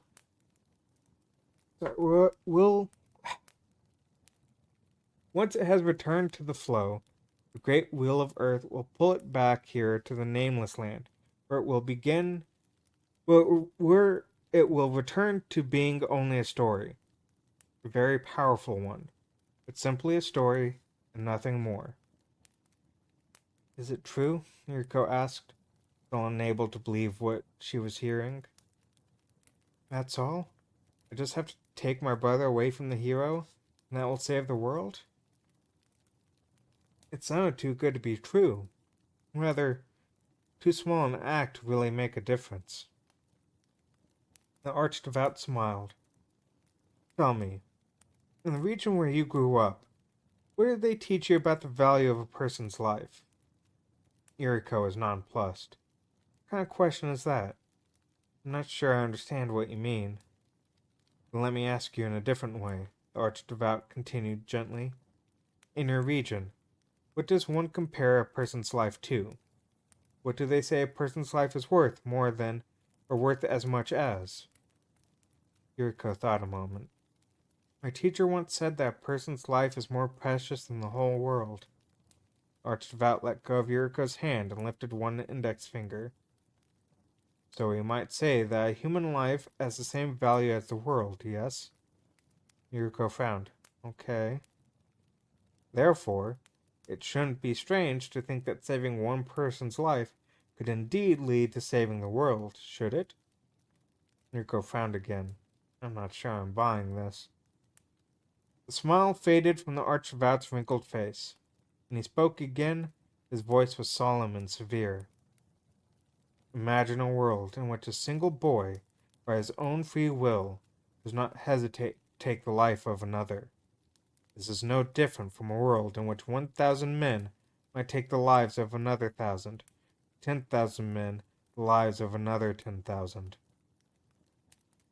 Yuriko's eyes opened wide as she looked at the Archdevout. The Archdevout met her gaze, unwavering. That moment was the thought. It was as though a fog had lifted. Suddenly, things were starting to make sense. We are one. We are many. Many, but one, Yuriko whispered. That's what you mean. The Archdevout nodded deeply. You truly wish to save your brother, and you truly can save the world. Yet, he stared intently at the girl. Do you know how great your difficulties will be in saving your brother? Do you know what great fears you must overcome along this path? In order to save your brother, you must meet the hero. A single misstep, and you too will be taken and swallowed whole. Though they do you credit, your feelings for your brother may also be your undoing. You may wander, despair, and fall into self-pity, for the hero is very strong. It is a complete story, possessing unparalleled power. It can bewitch men and take them hostage. The dark side of the coin, King in Yellow, is always there. Yuriko wasn't the type to argue the finer points of things, but something the Archdevout said put a question she wanted to ask into perspective, and it came bubbling out of her. You know, something always struck me as strange. The Archdevout nodded lightly. Yes? You all talk about the hero and the King in Yellow as being two sides of the same coin, right? Which is just a way of saying they can't be separated, right? This is true, the Archdevout agreed. Well then, why don't people just look at the good side? At the hero and not the king? Then the King in Yellow won't lead them astray. They can just take the good parts of the story. We wouldn't even have to imprison it. People just had to be careful how they handled the hero, that's all, Yuriko thought. Keep their eyes on the front and never look at the back. Archdevout stared at Yuriko for some time. Yuriko stared back. After a while like this, the Archdevout sighed. Curiously human gesture. Yuriko wondered if it was for her benefit. You are still a child, and while I admire your faith in humanity, you seem to misunderstand the coin, he said, shaking his head. It is a metaphor. There is no coin. I know, but the hero and the king in yellow are one and the same thing, Allcast. Two sides of the same coin. I know that, but there has to be a way. Let me put it this way, the Archdevout said, sighing again. Were the nameless devout or the people in your circle to see the hero's face, we would not know it. Nor would we know the king in yellow. We would not be able to tell them apart. Well then, shouldn't we try to figure out how to tell them apart? The Archdevout felt silent. Maybe I said too much. I'm sorry, I don't mean to say your system here isn't working, it's just... Yuriko swallowed. It isn't making things any better. I don't feel like I can really chase down something I know nothing about, let alone fight it alone. Yuriko had meant it as a confession. Somehow it came out sounding more like a complaint. I'm even starting to get on my own nerves. But the Archdevout seemed to understand what she meant. You are not alone, he offered gently. The many books in your circle are your allies. But books can't fight, can't hold swords. But there are the wolves. They are the true warriors, Allcast. They will protect and serve you until your mission is complete. But where do I find them? The Archdevout's sour face brightened. They will find you. There are many wolves within the circle, the Archdevout told her. They were already aware that the hero had broken its bonds to be moving to discover who had become the last vessel, and where he was. They will find you because in order to free the last vessel from the hero's enchantment, thereby weaken the king in yellow, it will need the strength of an Allcast, shares the last vessel's bloodline. Can't believe people would do something so dangerous like that just because they wanted to, Yuriko began. Then she remembered what the Archdevout had just told her. The wolves, like Nameless Devout, were inculpated. They too were doing penance for the sin of storytelling. That's why they'll help me. Till my mission is complete, a mission for one, getting back my brother, is also for many, saving the world. Come, the Archdevout extended a hand to Yuriko. Let us return to the Hall of All Books. We must show you the Book of Heroes. Book of Heroes? The Archdevout nodded as they walked down the hillside hand in hand. In the Hall of All Books, there is one volume alone that retains the shape it holds within the circle. This is the book in which the hero was imprisoned. So now that the hero had escaped, Archdevout explained, the book was nothing more than an empty cage awaiting the return of its prisoner. Until the blank Book of Heroes once again holds the story within its pages, it is called the Hollow Book. It bears upon its cover the same glyph that you now wear upon your forehead. On the day that you release the last vessel, glyph upon your forehead and its sister upon the hollow book will burn more brightly than ever before, then fade. A great deal depends on me. Through her glyph she was, in effect, responsible for bringing the hero back to its prison. Not only do I have to find my brother, I have to fix what he's done, don't I? It was more of a complaint off the top of her head than a revelation sprung from deep thoughts. Partially, she was saying it to herself. Though when she said it, she couldn't help but notice that the young nameless devout who was again following them as he had on the way to the hill, broke stride for a fraction of a second. Yuriko felt suddenly embarrassed. He thinks I'm blaming my brother for all of this. He thinks I'm blaming him for putting me in this position. If you find this path too difficult, the Archdevout said quietly, then you may remove the glyph upon your forehead and leave this place. Yuriko walked toward the Hall of All Books in silence. She had reached the foot of that impossibly massive folding screen of a wall before she stopped and took a deep breath. I will not run from this. Yuriko resumed walking, pace faster, more determined than before. Hey, Casey, how's it going? That is another nice break in the book. I need to get more water. Hey, sweet screen. Perfect timing. What's this, sir? Drink it.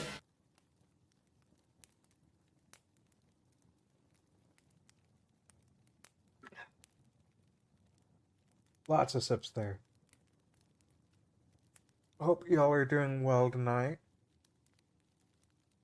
Oh, I'm just trying to... For whatever reason, if I read for multiple hours, my nose gets really, stuffy. And last time, as soon as I ended stream, it just cleared. So, trying to kind of fix it real fast.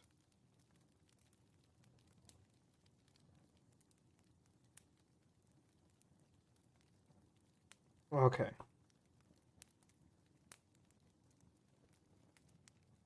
Telling her to wait at the Dome of Convocation, the Archdevout bid Yuriko farewell at the entrance to the hall.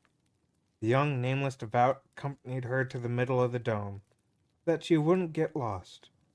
When they reached the dais, the young nameless devout bowed and left, leaving Yuriko to wait by herself. Something odd had happened on their way to the dome. As they walked, the young nameless devout looked over his shoulder several times as though expecting to see someone following. Each time, he did it so quickly that Yuriko didn't have time to ask him what the matter was. Still, it made her nervous. Now that she was alone, she grew even more nervous. What if something was there? Something waiting in the darkness? Why would a nameless devout act like that? A rat, maybe? Yuriko made herself picture it until she laughed. Imagine a rat being here. It'd eat all the books. That's it. That is, if they weren't made of stone. Sitting alone in the middle of it, Yuriko felt that the Dome of Convocation seemed immensely vast. It seemed as though she could hear her own breath echoing off the ceiling high above. Eventually, she heard light footfalls approaching, and the archdevout reappeared. Behind him came 4 devout bearing a large silver chest between them. It looks like a casket, she thought. The casket had 4 metal rings attached to the corners of its lid, 2 in the front and 2 in the back, through which ran 2 long metal poles the nameless devout carried upon their backs. The archdevout joined Yuriko on the stage in the center of the dome. Meanwhile, the 4 nameless devout set down their burden and removed the metal poles. The archdevout approached the casket and, placing his hands together, bowed. Then he took a step back, knelt down upon the floor with both hands out in front of him, and brushed his head to the ground twice. Then he stood. 4 nameless devout approached, 1 at each corner, and at a nod from the archdevout, they opened the lid. Yuriko braced herself, but nothing happened. No light streamed from the casket. There was no loud noise, no noxious plumes of smoke. The archdevout knelt reverently, then walked on his knees, slowly slid up to the casket where he had bowed a final time before reaching inside. Pulled out something small wrapped in dark black cloth. It was shaped like a book. Archdevout shuffled back on his knees to his original position, where he sat, straight-backed, began to undo the black cloth. The hollow book, the archdevout announced simply. Black cloth fell away, revealing an old, leather-bound tome. It was very large, and yet surprisingly plain. Yuriko could see no markings upon it whatsoever. Maybe that's because it's blank? It must have been beautiful when it was still the Book of Heroes. Yuriko snapped out of her train of thought. Something was wrong. The four nameless devout who had carried the casket stood motionless, rooted to the spot. They were staring at the archdevout, who in turn was standing so still he might have become a statue. His eyes, almost hidden by his wrinkles before, were open wide. His whole body was trembling. Yuriko heard a strange noise. His teeth were chattering. What's wrong? Yuriko asked, taking a step toward him. Stay there! The archdevout practically shouted at her. Yuriko shrank back as though stung by a whip. He wasn't even looking in her direction. His eyes were fixed on the empty book in his hands. His hand shook and he gripped it as he gripped it. The jet black cloth slipped and fell to the floor. What is this? Yuriko thought she heard him say, though his voice was more a moan than proper words. Archdevout began shaking his head. He shook it several times, and he let it sink down until his forehead touched the cover of the hollow book. Fear crept over Yuriko. Something's not right. Something happened he wasn't expecting. He had never seen any of the devout look so flustered, show any sort of emotion like this at all. Archdevout, what is it? Instead of answering, the archdevout and the four with him looked up, their faces taut and pale. They looked poised to run, like frightened rabbits, looking back toward the entrance to the dome. Something was very wrong. Yuriko stood, struck speechless at this turn of events. Next to her, the archdevout shouted into the darkness, You there! Show yourself! Something in the darkness shivered. Yuriko blinked. She saw it again. A rippling in the gloom that gradually took the form of a small person. Black robes, bare feet, a youthful face, a nameless devout. But his face is different. He wasn't like the old devout, like the four who had come carrying the caskets. Please forgive me, the new arrival stammered. Forgive me! With great speed, the devout ran down toward the center of the dome. Before Yuriko knew what was going on, had prostrated himself before them, began bowing to the ground, begging for their forgiveness. Yuriko stood for a moment, wondering what that strange slapping sound was. He realized it was the sound of his forehead hitting the floor. Hey, Yuriko took a step closer. Hey, don't hit your head like that. Doesn't it hurt? It'll get a bump. At her voice, the new devout shrank back and looked up, the thin light streaming from the top of the dome reflected off of his bald head. His face did look a lot like the faces of the four devout already standing there. This new devout looked very similar to the devout who had greeted her when she first arrived in the Nameless Land. Like him, this new devout had dark, bushy brows. But this new arrival's face was even younger than that. It looked no older than 14 or 15. Maybe something like the other devout might have looked a few years ago. Are they brothers? The archdevout stood, the hollow book in his hand, and walked over to the fifth nameless devout. You are before an all-caste. You will kneel. The young devout prostrated himself again. Two of the four who had carried the casket stepped forward now.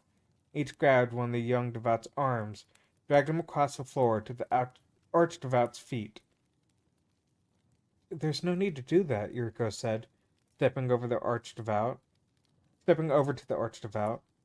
She knelt by the prostrated new arrival, she half expected the archdevout to stop her, but he did not. The others stood by silently, saying nothing. Did he do something wrong? She looked up at the archdevout standing above her. I think he's asking you to forgive him. Look how he's trembling. Yuriko put her hand on the young devout's shoulders, feeling a hardness beneath the cloth. Why, he's all skin and bones.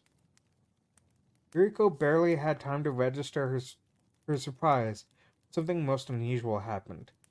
The glyph on her forehead glowed brighter than ever before. For a split second, light was projected on the far wall of the dome, creating a perfect replica of the glyph there. The light shone on the young devote's face, one arc of the circle reflecting across his forehead before it disappeared. What was that? Yuriko whispered, looking at her hand. She tried touching her forehead. The glyph had gone out. Nothing happened. With both hands, the archdevout lifted the hollow book, pressed it to his chest directly over his heart. Standing there, he closed his eyes. When he opened them, he held out the book, pressed it to the forehead of the young devout, right over the spot where Yuriko's glyph had appeared. All cast, the archdevout said, his voice sounding weak to her ears. Yes? This one will be your servant. Yuriko turned to the young devout. He was bowing again to the floor, thrusting his head in between his arms, as though he could hide from her sight that way. The hollow book has chosen him. You will take him with you, the archdevout said. His shoulders slumped. The book shifted in his bony fingers, so that Yuriko thought it might drop to the floor. But instead, the archdevout sank to the floor so fast it looked as though the strength had left his legs. The book fell into his lap. Show us your face, the archdevout commanded.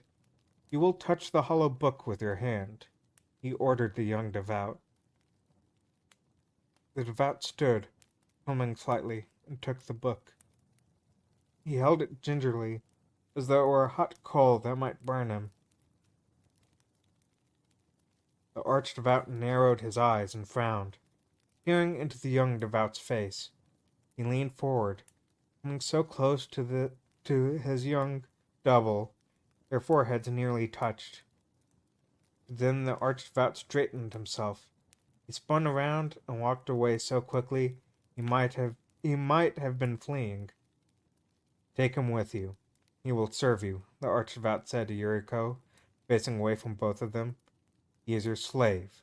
He will do as you ask and aid you in any way that he can. Take him with you. For a moment, Yuriko couldn't decide whether the archdevout was commanding her or pleading with her. But wait, please, the young devout said. His voice sounded both earnest and pained. For a sliver of a moment, Yuriko looked into his dark black eyes. He blinked and shuffled away from Yuriko across the floor, the book clutched to his chest. He bowed again to her this time. I will aid you, Allcast. This I swear. Please take me with you. The archdevout stood, looking away. The four nameless devout stood with their heads down, hands clenched into fists by their sides, as though at any moment they expected a great weight to fall down upon them from the sky. All right, Yuriko said at last. Didn't sound like the sort of request one refused. Besides, had she said no, she was afraid the young devout would burst into tears. Maybe you could stand up? He stood, trembling, the hollow book clutched in his hands. Might I take a look at that? She asked. He was about to reach out for it when the archdevout shouted, No! Whirling around, he snatched the book from the young devout's hands. Immediately, the four nameless devout rushed between Yuriko and her new servant, forming a wall between them. The Allcast must never touch the hollow book. Never, one of them said, grabbing her by the shoulder. Yuriko reeled. You may not even look upon it from too close a distance. Your glyph will be defiled. Okay, I get it. I understand, Yuriko shouted back, brushing off the nameless devout's hands. Just wanted to see it, that's all. I'm sorry. At the sound of her voice, four nameless devout seemed to recover from their panic. One of them had pushed the young devout to the floor and was still sitting on him. Could you let him up? You're going to crush him, Yuriko said, catching her breath. The nameless devout stood, helping the younger to his feet. I apologize for this, the archdevout said to Yuriko, his voice still shaky.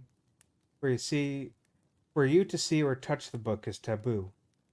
I understand. I'll be careful. Yuriko turned her back to the nameless devout. I'll just look the other way so you can put the hollow book away or hide it or something. Yuriko heard the rustling of robes and the soft padding of the nameless devout's feet. They moved across the floor of the dome. It took every ounce of her willpower to resist turning around. She knew what the word taboo meant, but it lacked any real punch for her. Full of curiosity was far stronger and heedless of logic. She really did wonder about the book. If only had gotten a better look at it. Just so different from what she had expected. One thing, she hadn't seen anything on the cover. Certainly not like the glyph on her forehead. It had just been a plain, leather-bound book. And the way the devout reacted. Archdevout? Yuriko asked, without turning. Yes, all cast, the Archdevout replied. His voice had regained its calm. Hey, Annie. Is the glyph on the hollow book? It's supposed to be, isn't it? Archdevout paused for breath before responding. Yes, the glyph is on there. Are you sure? Does it concern you? Maybe what I saw was the back of the book? Archdevout, why were you so startled when you saw the book the first time? You almost looked frightened. Behind her, the rustling of robes ceased. Didn't you say something like, what? Like you were shocked? Archdevout did not answer her question, but informed her that the hollow book had been returned to the casket. You may turn around again, all cast. Yuriko turned slowly. Archdevout was standing next to the young devout. The other four a respectful distance behind them. All trace of confusion was gone from their faces. Their expressions were soft and calm. In the gloom of the dome, pale heads floated like white balloons over their black robes. Only the young devout's eyes seemed ill at ease. His eyes darted back and forth. The hollow book is damaged, the archdevout said then. It reveals the violence with which the hero broke its bonds. That is why I was so surprised. I apologize. It was most unbecoming of the nameless devout, the archdevout said, hanging his head.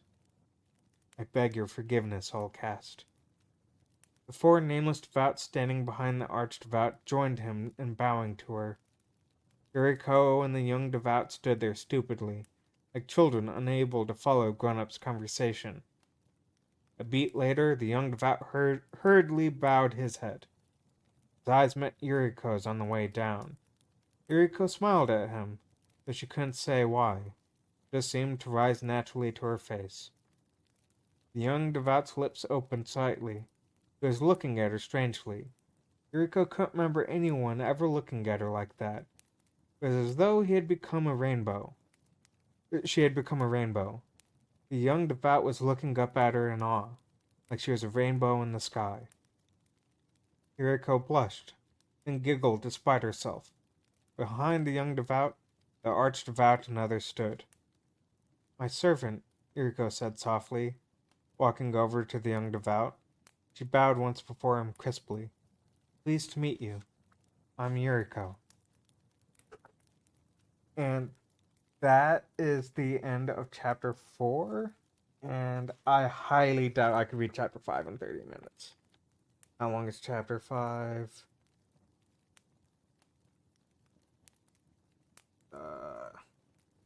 Yeah, no, I'm not gonna be able to read chapter 5 in 30 minutes. It's not happening. So that's where I'm gonna end stream for tonight. I really appreciate y'all coming out. I like doing this kind of cozy stream. Um, but let me find someone to raid real fast.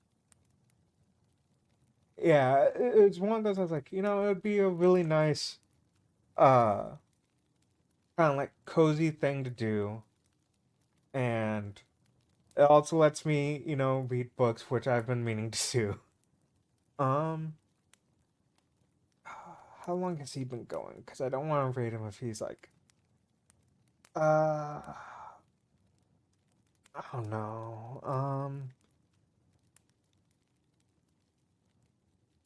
Okay, I'm gonna send y'all over to Jenny. She is playing with Bucket and Billy. They're playing Sunhaven. Uh, from the little bits I've seen, it's kind of like Stardew. So I'm gonna send y'all over there. Uh, and then I will see y'all on Friday with what game did I have set up again? Man, I am losing my memory.